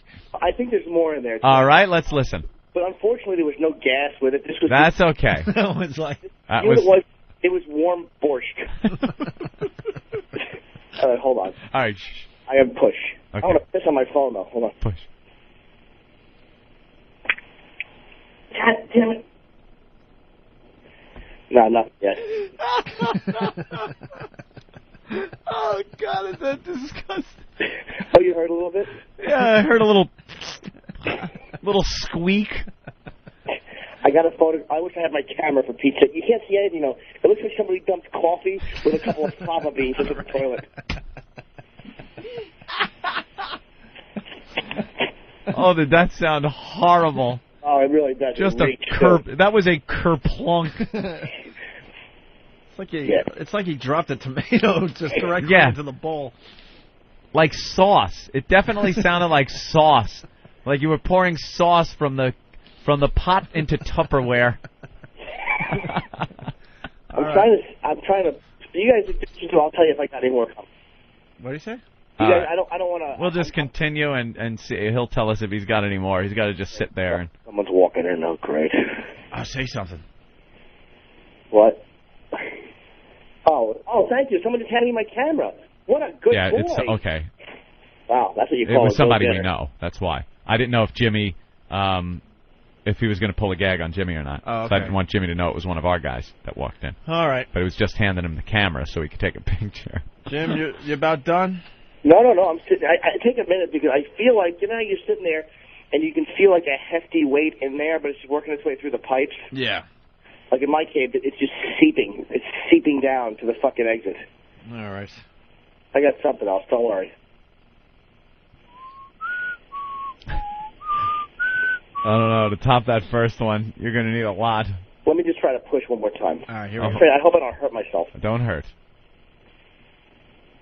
Nah, nothing. So you guys just do what you do. I'll listen. If I have anything, I'll just go, hey. All right, well, we're going to talk about Katie Holmes. She's going to have a it's looking like she's going to have a silent childbirth. Ooh. According to Scientologist belief. We got some audio of this. Want to listen to it? I think we just did. Yeah, I know. All right, here we go. Toilet. Here we go. When Tom Cruise and Katie Holmes announced they were expecting a child, speculation about the birth started immediately.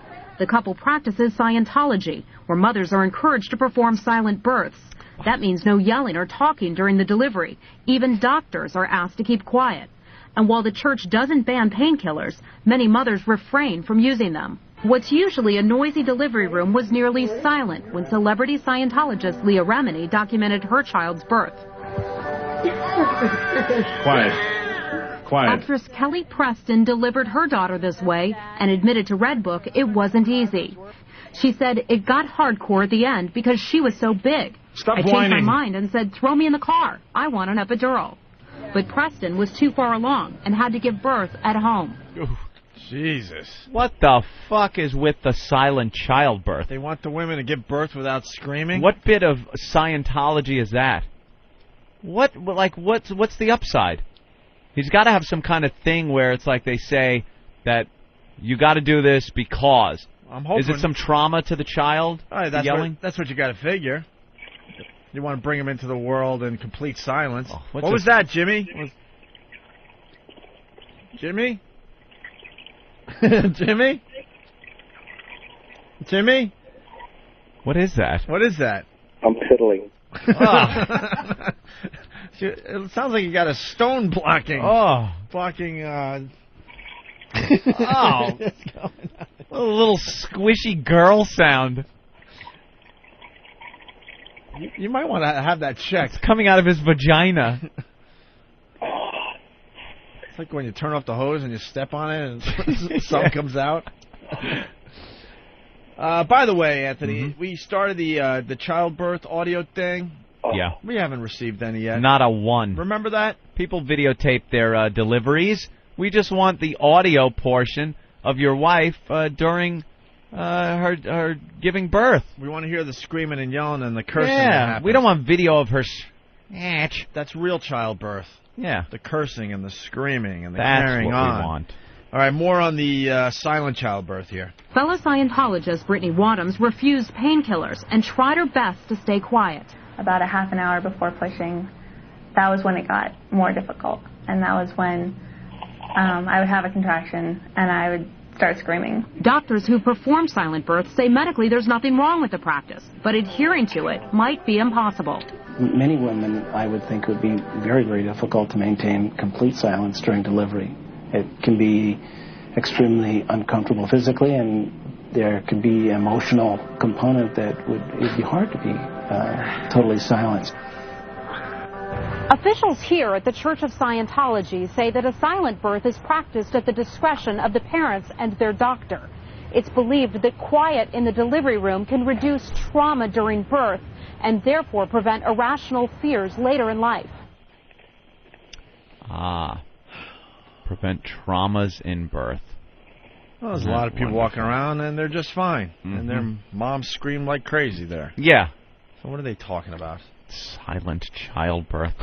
Stop making up shit. Yeah, that's what they're doing. They're just making up shit. Sounds like a bunch of... What? It sounds like a bunch of newfangled bunk. They're just making up shit. They're developing everything with that They're Scientology. developing their religion in front of our eyes. Yep. I bet you this is what happened back in the day, though. Yeah, because 2,000 years from now, it'll all sound perfectly rational. It'll make sense. Yeah, it'll make sense. But right now, it's cuckoo. It's plain cuckoo talk. You know, thousands of years ago, they just sat around and said, all right, time to make up the rules. Yeah. Let's make up some rules. Some rules, and here's what it is. No meat on Friday. All right. That's a good one. All right. Let's write that down. Jot that down. Let's see. We got to populate this planet, so no birth control. Yeah. Be fruitful. Be fruitful, so we could populate this big rock that we live on. Yeah. What else? Keep banging the neighbor's wife, and he keeps getting pissed at me. Right. Perhaps we shouldn't covet her. Don't covet thy neighbor's wife. All right. Let's make that rule. I like that one. What other rules for our new religion? That's how it came. That's how it came about. They just sat around. Yeah. Drank a little wine and then made up shit. Making stuff up. We got more audio here. Asking doctors to go along felt awkward for Lawrence Woodcraft, a former member of the church. He was there when his daughters were born using the silent birth method. To me, it was very strange and embarrassing, particularly asking medical staff and doctors to be quiet, and they're like, well, we had to do our job. So that was stressful and difficult. Some Scientologists say the church has recommended counseling, known as auditing, for mothers who are unable to stay silent. My goal was to do it as best as I could and to just know that, what I believed in, I tried to follow as closely as possible. It's unknown whether Katie and Tom will choose a silent birth for their baby, but for Brittany, it meant giving her son a healthy start. Oh, please. You don't know shit. A healthy start. Please. Stop it. Stop it. All right. Jimmy. Stop it! Yes. You done, Jimmy?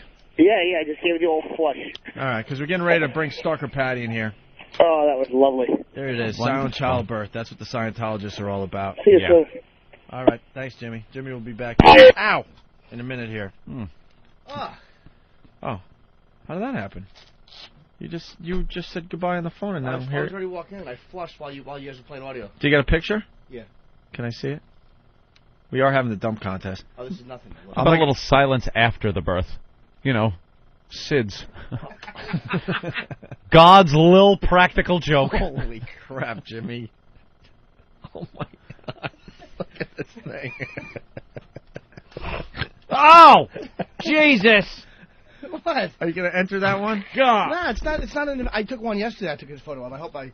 How many photos do we have? So far, we only have Danny's. E-Rock has one. Who else? And Jim. That's it. Well, no. Jimmy said he doesn't want to. I have. This one's on. He's not handing that one in. Oh. If they ever made a toilet bowl full of elk shit stew, you see the little things? That's what it would look like. Floating around in there. Yeah. It looks like little pieces of. Go ahead, take a look. No. Don't be shy. Why is that so shy? Look, you can see like little pieces of black. That's probably stuff that scrapes off the wall of the colon. Hey. Looks like tea that's been steeping for a century. I see Bourbon Street. Yeah, it's an aerial shot. There's that awful. Speaking of Bourbon Street, yeah. Do we know or do we know? Mardi Gras returns in February. Oh, yeah. We said, don't worry about it. People thought we were nuts for even saying that on our show. Everything will be back to normal. The day or a couple days after Hurricane Katrina, we said, you watch, Bourbon Street, Mardi Gras will happen. They're getting all that area taken care of. They're getting the city center with the buildings and everything and offices all together. It's those outlying areas where all the poor black people lived. Their houses will probably just be, bulldozed because it isn't worth fixing them up. And then they'll do something with that land. They'll probably do something that'll increase the value of it. and more wealthier people will move in, and they'll have a bigger, richer city. Yeah, if you're a city, why would you, quickly rebuild the ghetto? You wouldn't. Yeah. Wouldn't you just let it kind of sit there, knowing a lot of those people would just kind of give up? They'll give up. They'll leave. And they'll leave and go live somewhere else, and that helps the whole value of your city. Bulldoze it over, and then you start building some stuff. And before you know it, you have a richer city. All right. Anyway, hurricanes are old news. Anyway, it's all about the bird flu. And George Bush, we have a quick clip of him talking about the bird flu. And if we're ready. Bird flu. Well, it's the bird flu pandemic. I can't get it queued up, though. Oof. I can't get it queued up. Well, Winston Feedback's back? Hope so. This is the actual food. I've missed you all. Fuckers. Let's say hi to Turtle. Turtle! What's up, boys? Hi. We're waiting for the Lord Opie, the Destroyer, to hand down the rules for his most holy church. The Church of Opie, yes. I don't even think you make up the rules for that. No, that Some website. Guy does. That website is very creepy, I gotta tell you. Scary gentleman. I'm not sure what I think of the Church of Opie website yet. Inline skate in peace, my lord. But you know that's how religion started. They just sat around and made up rules. Made up things that made sense back in the day. And then we have to live with the same rules thousands of years later. Yeah. So stupid. Whatever you do, they'll think is like the way the religion should be. Like they'll say, thou shalt only dump once a week. You can't dump.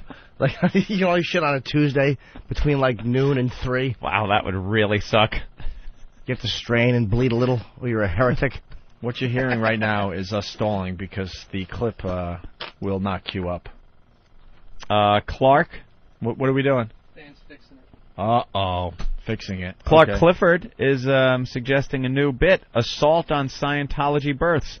Run in at the moment of birth and scream, O&A on XM satellite radio. Oh, yeah, we need one couple out there to be brave enough to send in the audio of the childbirth. Exactly. With the wife screaming and yelling. Let's hear it. We want to hear it. Silent birth. I heard that. That was really annoying. That's what you want to hear. Just the sound of the vagina opening and the stupid head, that meaty sound it must make. Well, what a great story that was in the paper about childbirth. There's a woman, she had 16 kids. She just had her 16th child. 16 in, I think, 18 years. And they asked her if she's going to have more, and she said yes, because if God wants me to, I will. It's God's will.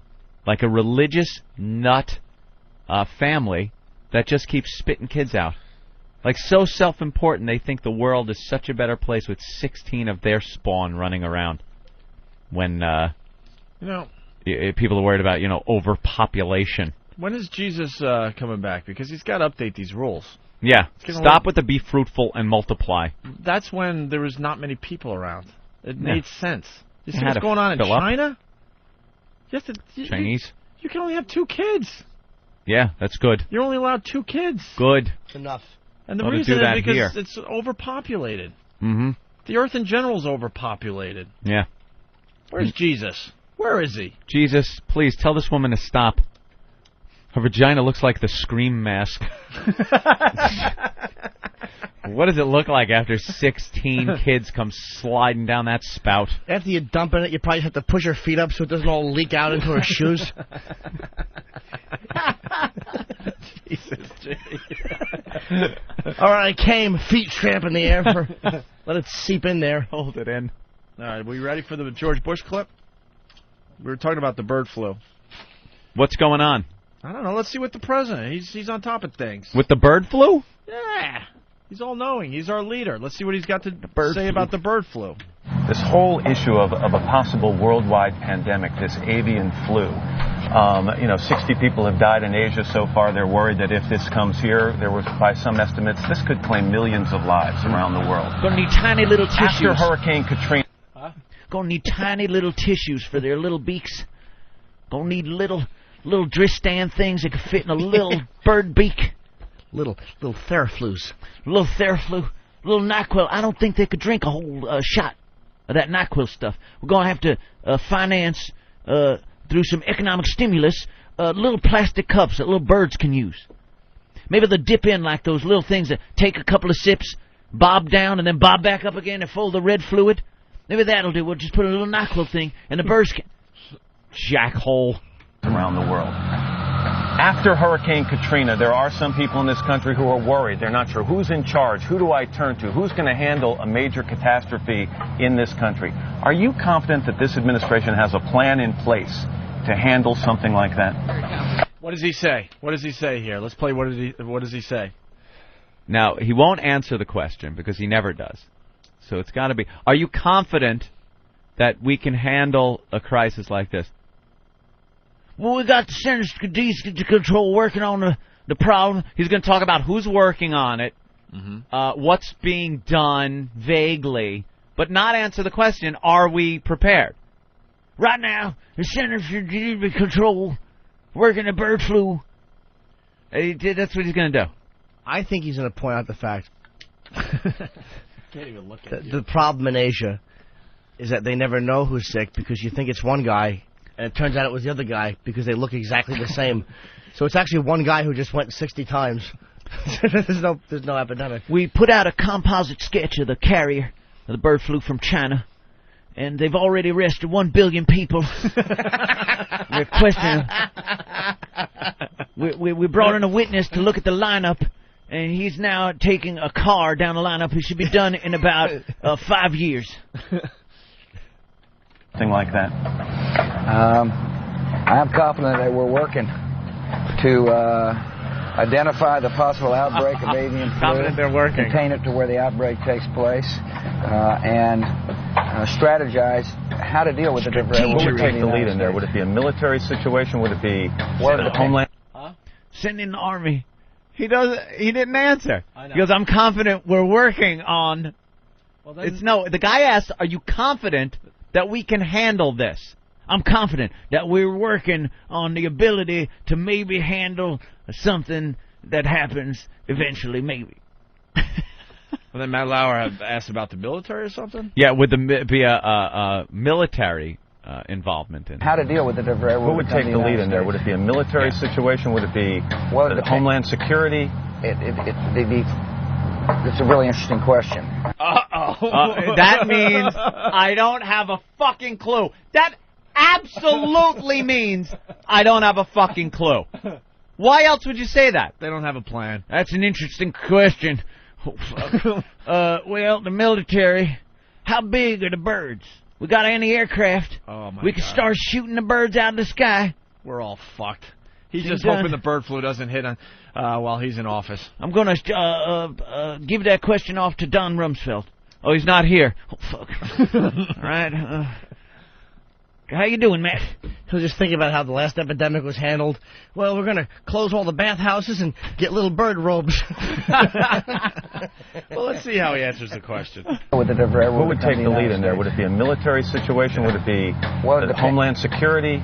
It's a really interesting question, and it's one that I raised that has created a little bit of consternation amongst some. I said that there may be a catastrophic event such that the federal government has got it's only the federal government's got the capacity to move in quickly with a lot of resources, which would require law changes.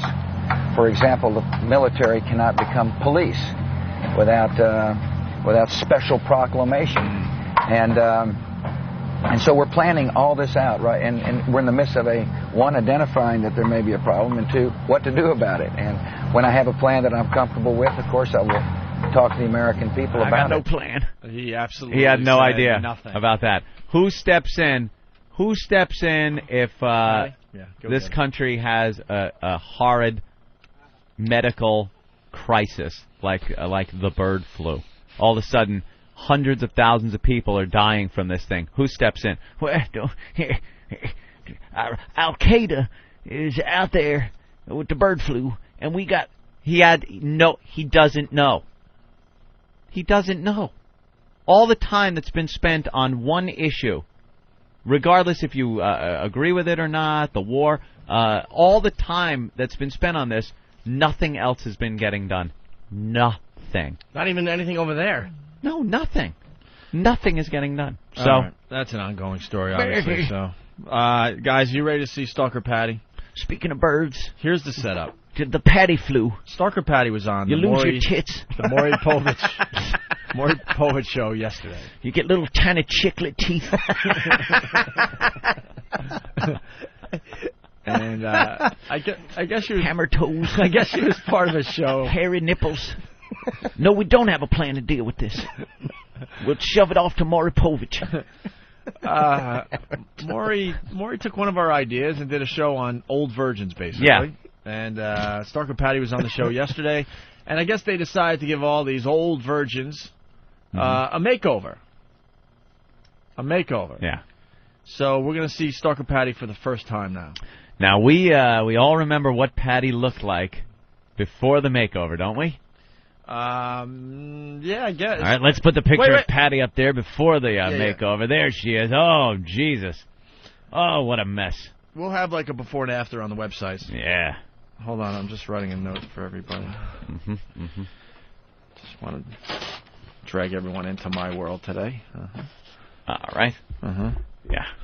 We all remember what Patty looked like before the makeover. Well, I think we're going to see an entirely new Patty. Let's bring out the new made-over sexy Patty. Patty, if you would come in here. Come on, here she comes.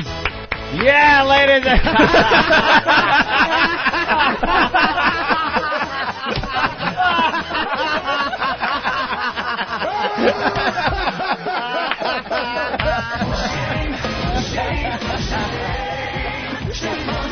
Wow.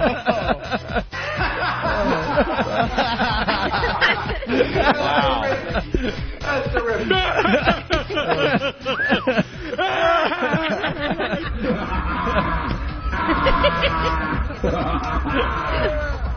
Where'd you get that? Out of the hamper? Wow. Well, where do we begin? You got to videotape from this angle, Danny, a little bit. Oh, yeah. It's cute when she laughs. Well, there's always room for improvement. Yes, there is, and there's still plenty. Wow, that's some...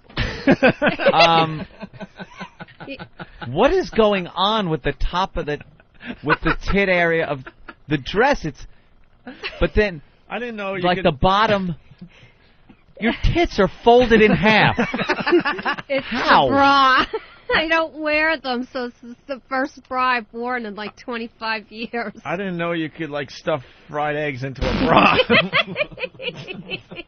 That's like exactly what I don't really have anything there to hold one up. Her tits are folded in two. They look like tumors with yarmulkes. Well, they pinned the bra together to make me look like I have a little cleavage, which I don't have any to begin with. Yeah. You can make cleavage. They pinned your bra together or your nipples? No, and then they had me wear these falsy things, too. Falsies? Yeah, I don't have those with me. All right, stand up, They Patty, took them back? Yeah. And pirouette. All right, do a little pirouette for us. A pirouette, not a purette. Ew. Ew. They gave you one of those, like, ew. What? I don't know. It's the skirt that looks really... It's flirty. If a girl has really nice legs and a nice ass, like the back of the skirt goes up a little bit, so you almost feel like you could peek at some stuff. Yeah.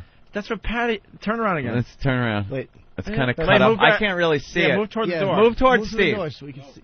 Keep going. Don't worry. There you go. Okay. No, All right. It was just that the skirt was all bunched Now turn around. All right. Do we have paper towels or something? Stuff the front of that. Yeah, we make boobs for her. Yeah, we wanted to make boobs for her. I can't even soak this in. Ridiculous. Your tits are... I am very small. Yeah, but that's a I'm only an lowercase egg. a. You got to put No. like that's awful. That is the word. Just stuff the shit out of that. Yeah. Because quite frankly, Betty Ford's got better tits than you. Now you, I can't help what look- I was now you born look with like- or what I wasn't now born you look with. like one of those rare 9-year-olds that is blossoming. He looks like No, Sam. leave him in there. Leave him in there. Stuff more. Yes, Stuff more. Give yourself some tits. Go ahead. Yeah, big ones. Keep going. Stuff them higher. Shall I get 3,200s or something? 3,200. Just keep stuffing. Go ahead. Could you put it higher? You look like they're fucking like hypnodes. Yeah. Patty, just make it so there's no more wrinkles in the tit area of that dress. Straighten it out. Keep going. Your boobs aren't that high. I know they're not. Patty, push. Patty. Make it work. You've done this before, right? I'll put it inside the bra. In the bra. Exactly. Put it in the bra. Look how much tissue she's using. She's stuffing on the outside of the bra? Yeah. No, I'm sorry. I didn't. You are a well, mess. I don't know. So now, Patty, you did the Maury Povich show. Yes. Keep stuffing it. What was the subject? Keep stuffing. What was the subject of the show? Keep stuffing them. Geeks and nerds.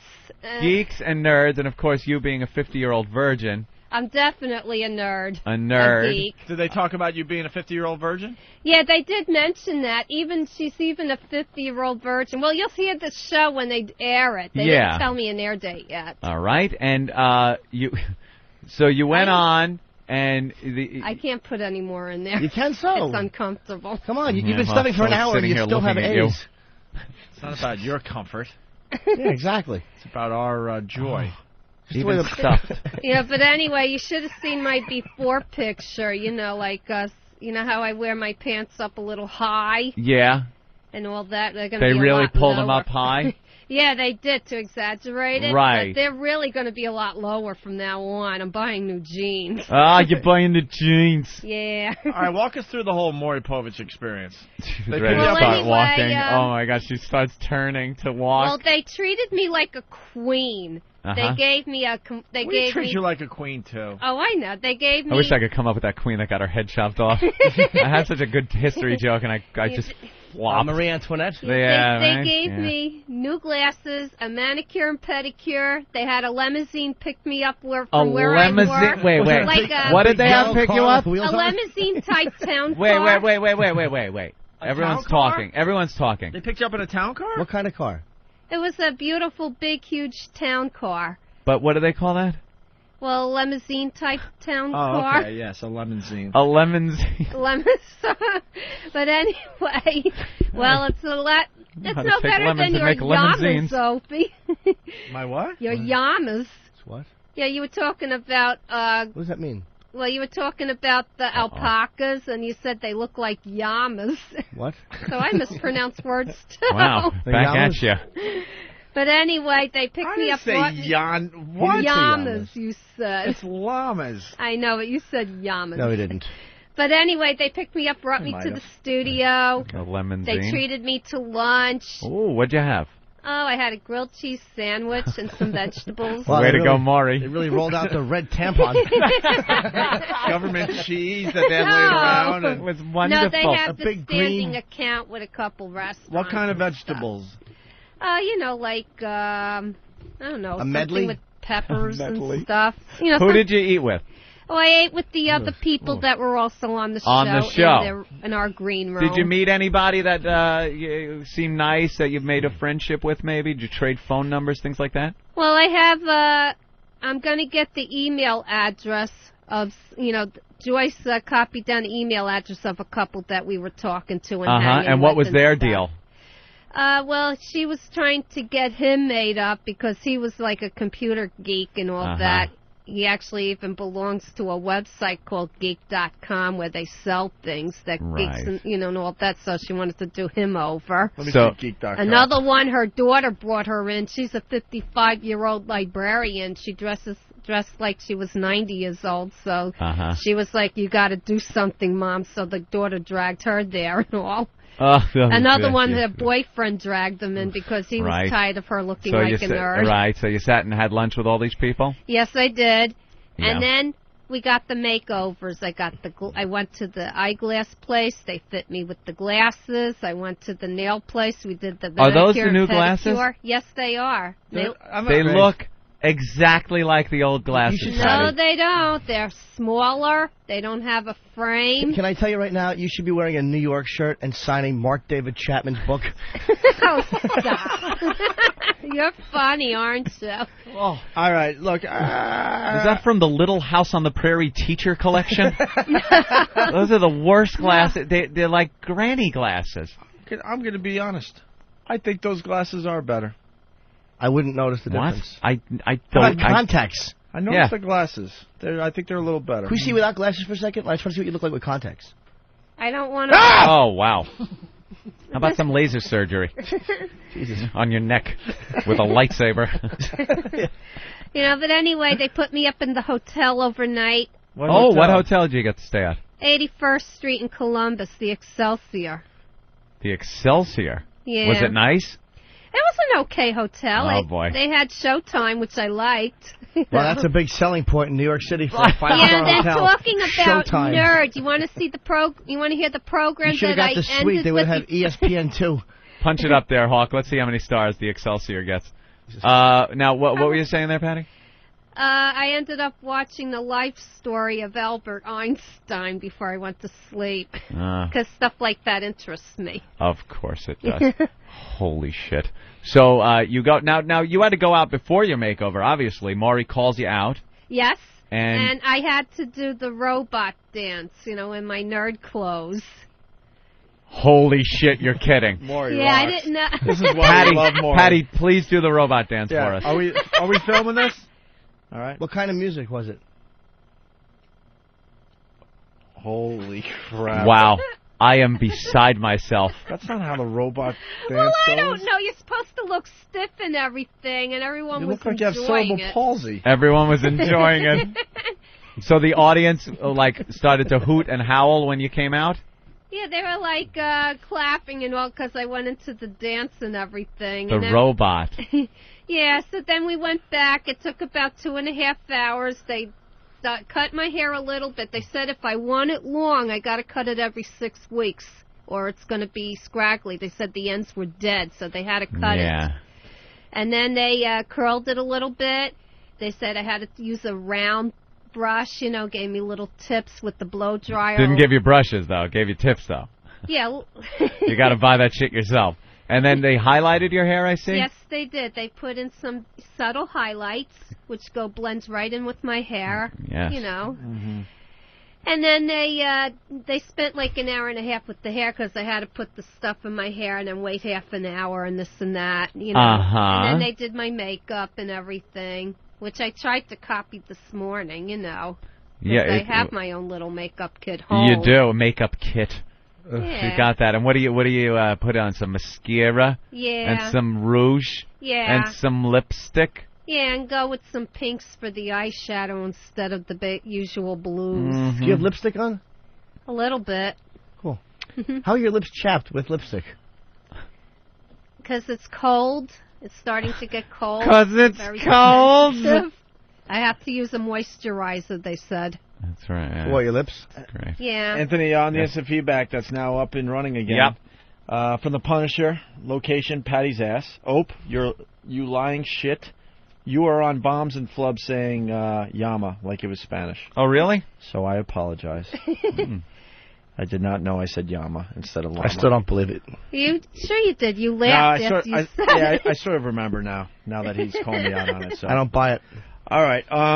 Well, that's fantastic. What, did Maury talk to you? What did he say to you? When is this show It was airing? like Did they show videotape of you? Yes, they did. Oh, you got to see the whole show. They shot me doing an interview with the producer. I was talking about how I enjoyed, instead of going out on a Saturday night, I'd rather stay home and watch TV and do crossword puzzles and things. That's what you like doing. Which I do anyway. I stay home and I do crossword puzzles and things. That's what you do. And then, so Maury calls you out. You're all made over. Yep. Now you come out as the new Patty. Yeah. How did he introduce you? Did he say, the new Patty or the new made over? He gave you some plugs. He says, okay, you've heard of the Opie and Anthony show. Well, we have Stalker Patty on the set or something like that. He says, Patty, will you come out? Because there's my before picture and everything. And right. there's Joyce looking at my before picture. Now, she doesn't know anything of what I'm going to look like because what a surprise. Well, yes. Wait, Joyce was on the stage with you? Yeah. She was the one that was supporting me like the others that supported me. Right, you need the friend that's there so they can be exactly. shocked by the transformation. Yeah, the she stunning didn't transformation. See anything they were doing to me in the meantime. They keep them in an area by themselves. Secluded, right? So, yeah, so they don't come into any contact with the person. To see such a stark change, like the before and after of it's you. like night and dusk. Yeah. But anyway, you're going to love the show. It is, like, hilarious. So now Maury calls you out, and they must have played some upbeat music, right? Yes, they did, and it was like, whoa, look at that. And then I was instructed by one of the producers, go up and give him a big hug. So I did. So you gave Maury a big hug. Yes, I did. And now what did Maury say to you after he punched you in the face and said, don't touch me again? He says, oh, okay, whatever. Something I don't remember exactly. Did you hob his knob? No. And how was the audience reaction to the new Patty? Yeah, they were like yelling and screaming. The room came down. Oh, unfortunately, it didn't really. The room came down. The room came down. I meant the roof came down because the noise was so loud. No, you brought down the house, I think, is it? And then they hollered even more. And everybody in the audience got a free XM radio, so they were bringing out baskets of the roadies. Oh, everyone in the audience got a free XM radio. Nice. Yeah, they got a roadie. Well, that's just like Oprah. They didn't quite have enough to go around, so the last 10 or so had to take addresses and names, and they're going to get mailed their radios. Maybe Voss should have went to that studio audience. He could have finally gotten his. That horse's Can I have one, please, Maury? I'm surprised he doesn't have Talking an horses yet. on the next Maury. How'd you like to do my show, Rich? They show video of you in our studio? Well, not that I saw there that they filmed. They filmed me in being interviewed, and they, waving a lot and stuff, They had me do filming, for the website, there. The producer loved me. But when the show airs, I don't know when it's going to air. They're going to call me up and tell me. Gonna call you. Yeah, so they'll probably call you, too. Well, Maury's going to be in the day before your show airs with you. Oh, okay. That could be, who knows, maybe next week or November. Yeah.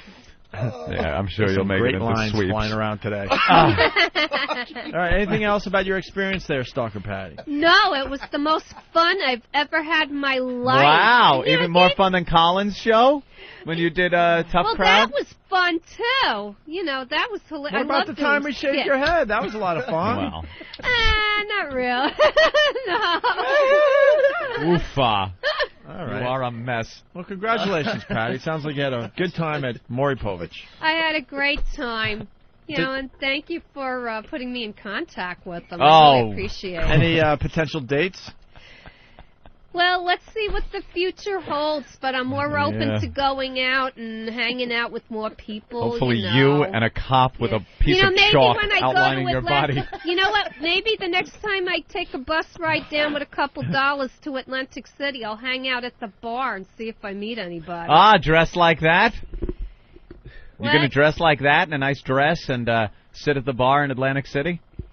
Maybe not a dress. I might buy a sexy outfit, Well, what would you call that? Isn't that considered a sexy? Plus what? It is, but, it depends on what the weather is. If it's cold, I get chilly. I have to, but I'll wear something really sexy. Like what? You can wear sexy jeans, Sexy jeans. Yeah, like tights so your ass shows? And maybe a belly shirt? Make them a little lower, Oh. I just have to have a better choice in clothes. That's all. Yeah, is that what they told you? Well, no, but it's what I feel now, that I really got to change the way I dress. Get a skirt's are nice, Patty. A short skirt or something like that. Yeah.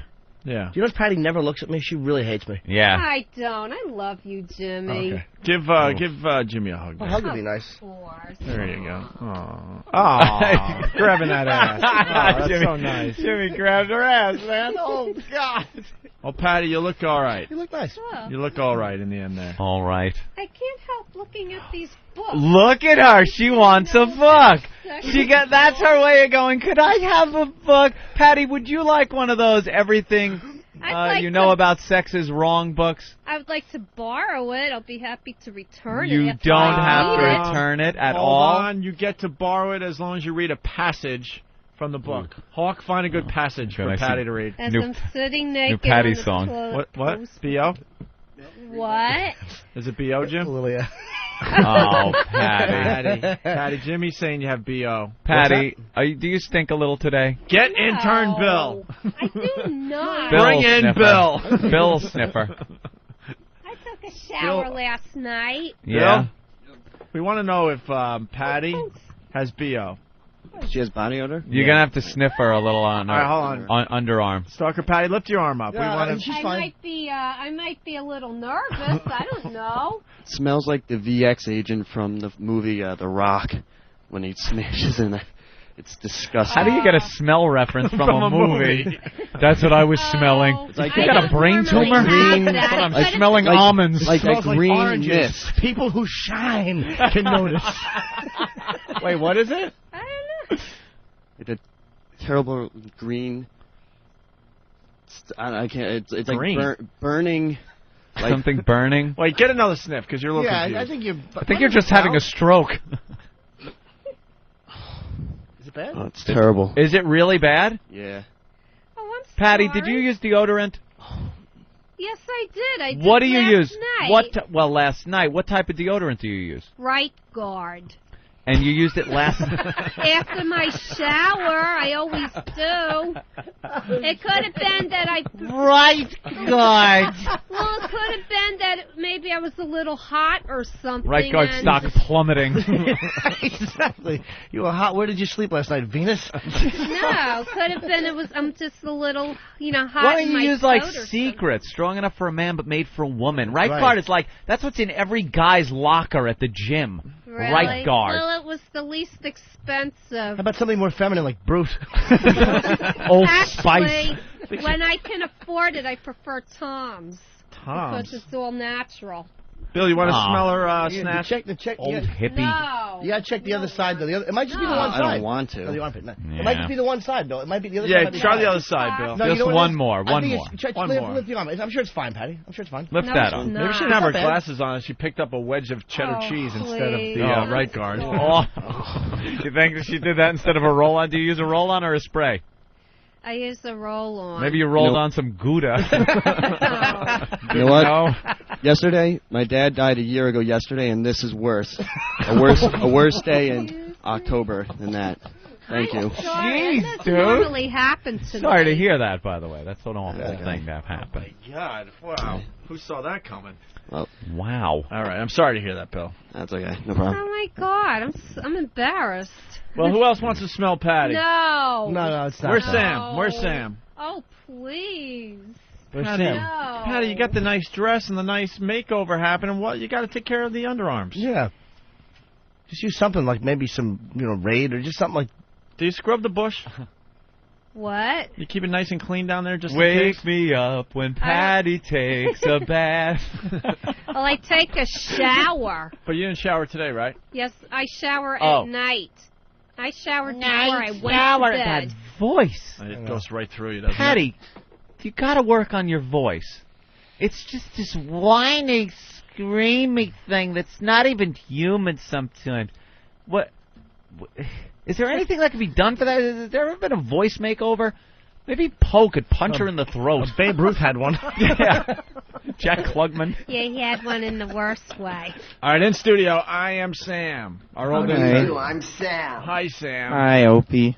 How's Syracuse? It's good. Is it true you're working for Scorch? Yeah, I'm interning with Scorch. with Scorch in the Kingdom of Nakedness. Are you in the Kingdom of Nakedness with him? It's the Naked Militia now. Naked Militia. It's always something naked with No, Scorch. we knew that. I forgot. We love the Scorch. It's the Naked Militia. Do you have to get Naked naked? Militia. No, it's not required. I think it's because it's theater of the mind. Ah. It's So, the Naked Militia. What does the Naked Militia do? I don't know. I've heard him. He uses the name, but he never really explains exactly why it is that it's the Naked Militia. Yeah, that's Scorch. He thinks it's the most brilliant idea ever, by the way. Naked Militia. Naked Militia. He describes the fans as militia members, and he's got his website where you can sign up to be in the Naked You Militia. want to be in the Naked Militia? Sign up at the website. I'm Scorch. I've never actually seen any. Do you guys nudity. at least make believe you're naked while the show's going on? No, we never make any reference to it except when he says. Does he call you Naked Sam? He just calls me Sam, intern Sam. Intern Sam, intern Naked Sam, Yeah, Naked but- Militia. Yeah. How bad do you miss us, Sam? I miss you guys. I can imagine. Is he doing any good bits up there, our old pal Scorch? I actually, I was when That's a no, by the way. Is he doing douche or dressing? Does he do douche or dressing? I was listening to the show yesterday, your show, and you guys were doing the G-Rock thing with the brain cell. That was one of their bits that they did at 6:50 or whatever. And at about 6:45 every morning, Scorch does the brain cell stimulator. Does brain cell stimulator? What is brain cell stimulator? It's a question, and what happens is it's a trivia question. And it may be an innuendo. For instance, I think today's that they had lined up was in their average lifespan, a woman eats 4 to 9 pounds of this, and then the listeners call up and they guess. And of course they guess splooge, right? Of course, and then at 7:20 he comes back. Hey, we're back. And says it's salad dressing. It was lipstick. Ah, it was lipstick. Hey, we'll be back with more of the Kingdom of Nakedness in the Militia. Okay, terrific. Naked Militia. Wow, that's terrific. To his credit, though, compared to the rest of Syracuse radio, Scorch is probably tearing it up. The best thing on Syracuse radio. All right. Yeah. Well, why don't you smell Stalker Patty's arm? Yeah, we need a second opinion. All right. Good. All right, Patty, lift that arm up. Don't be shy. I'm sure Patty, it's not lift bad. the arm up. Yeah. You put deodorant on last night? Yeah. You should do it in the morning. Sorry. Yeah. Yeah, you should probably do You it should be in doing that a couple times the a day. morning. That's all. It would You know take what care it of is? that. I came in the rain and everything. I had to change my clothes. My clothes. What is she trying to fancy up that awful voice with saying? You're trying to be Madonna. I fancied up my clothes. Maybe it could have been that I perspired a little Would you bit. get dressed on a treadmill? Stinky mess. Did you carry a goat under each arm? No, because I don't normally have that. I forgot to wear my cologne today. You know, my spotty spray. What? My body spray. I have it spray. from Avon. I didn't put it on today. I thought you had on a body spray. What's the body spray? Well, I got a spice berry. I got a sweet honesty, which is my favorite. I didn't put any of that on. I should have, and I didn't. Yeah. Could you please not Usually I scratch do. your back anymore? No, I'm just nervous. Yeah, I bet you are. All right. Perspiring. You only did the left one. The right one wasn't bad, I don't think. Are you sure? Yeah, try the right one there. Check. You know, it could Sam. have been that I was sweating. Yeah, you could have been From- sweating a little. Lift that arm up. Don't be shy. Lift it up. Lift it up. Sorry, It's Sid. I think it's both actually. It is both. It is both arms. It's both arms. Well, we got good news for Patty on the phone. Is Scott from Wisconsin? Scott. Hey, what's going on? Hey, Patty. What? If I come to New York, would you let me eat your ass? Because you are just totally arousing me. I want to eat your ass. Wow, would you let this guy eat your ass, Patty? I don't. He's I don't from think Wisconsin. so. That is the cheese state. They do. They have no problem with odors. No. Come on. Imagine what her ass crack smells like if her armpits are bad. It's probably not like. It's probably just like a sweaty odor. Because I don't think Patty's dirty. I just think that she got a little nervous. Yeah. And maybe she I was. want Jimmy to watch, too, when I eat her ass. I would. I'd watch Patty, her cheer you on. Patty, you would still be a virgin if this guy ate your ass. That's right. No, I've never A lot had of that. a lot of high school girls start with the You'd be with getting their ass eaten. squirming, giggling, you'd be squirming, and all excited. Oh. And it's not my thing. I'm not. Oh, eat my ass. I never heard of that. Okay. Never heard of it? No. Oh, it exists. Hey, How could you not hear it? We got a big star on the line here. We should get to here. Andy. Yeah. Andy Hey, man. Milonakis. What up? How you doing? Is that how you say your last name? Yeah, Milonakis. Milonakis. I got peas on my head, but don't call me pea head. Word up. I was watching his show. Man, people either love you or fucking want to kill you. I know. We're talking about your MTV show, of course, Sundays Yeah. at 10:30. Word up. I turned it on for the first time I watched it. I turned it on, and I'm sitting there going, "What the fuck is this? Like, what is this?" And I was so annoyed with it, and then I just started laughing at you, and by the end of the show, I was a fan. Yeah, I'm not gonna lie to you. The first time you see the show, you're like, "What is this crap?" What is this idiot doing? But But thank God MTV, runs their stuff about 100 times. Yeah. That you get a chance to actually see what it's all about. And then I you was get hooked. laughing, and I was pissed at myself for laughing. And then I was just, I figured, fuck it. I just started laughing. It's really funny. You're out of your mind. You want to explain the show to people that might not have seen it yet? First, my lie detector friend dressed as retarded cousin. Yeah. Oh, you want to talk to her? No, not really. She's annoying. It's basically just a retarded show where I act like a retard for 22 minutes. I started by doing these internet website videos because I was bored out of my mind with my regular computer job and shit. So I just started making these weird videos, and eventually it led to getting my own show. And so it's just like weird sketch comedy things with inanimate objects and like he'll do random annoying people things from around the neighborhood, like real people we find in the neighborhood, and we come up with like little bits to do on the street. He'll fuck with old people on the street, and just going up to old people and be like, "Hey, I bet I could beat you in a race, bitch," and then running away. And then he runs away, and the old person just left there bewildered. They usually don't know what's happening, and then we give them the release to sign, and they're just like, "What am I signing exactly?" And we're like, "Oh no, it's okay. You have to do this. It's the law." You have to. Old people. Sign this. It prevents cancer. Old people are so easy to bamboozle, aren't they? Yeah, they are. That's why they give their fortunes away to, like, Nigerian people. How great is it when one of those fucking curmudgeons is bilked out of everything? I love reading that. And I lost my fortune. Shut up, Burden. And the beauty of the show, of course, is that you look like you're very young. Yeah, I look like I'm 4. Yeah, what is that? You look like you're what? Like, call it 14, maybe? Probably at about the that. oldest. He looks about maybe 12 or 13. 12 or 13. And how old are you, actually? I'm actually 16. Yeah, sure. That's the big secret. People are wondering if he's really only 15 or 16, or if he's pushing 30. Wink, wink, nudge. Wink. I know, I looked at the Internet Movie Database, and I was like, whoa, really? But that's the beauty of the show. They really think he's like kind of a little kid. I was reading an article on you, and you were, I think it was in L.A., Santa Monica, I think, and you were walking, holding some grown man's hand. Oh, yeah, some Rolling Stone article. We did this article, and I don't know. I was just acting like a little bit of a retard, as I do so often, Yeah, there he is. So is your birthday January 30th? It is. On the year of our bicentennial as a country? What's that? 76? No. You weren't born in 76? Hell no.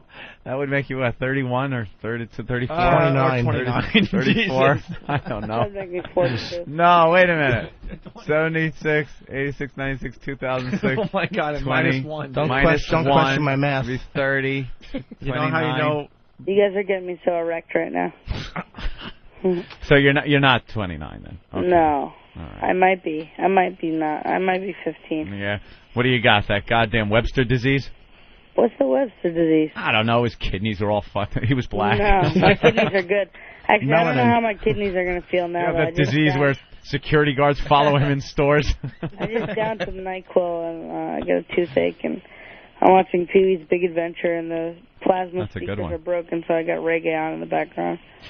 A little freaking out. Andy, I haven't seen the show, but a friend of mine's like a really big fan. And do you feel like, cause I know you started doing like these crazy videos, and all of a sudden things take off.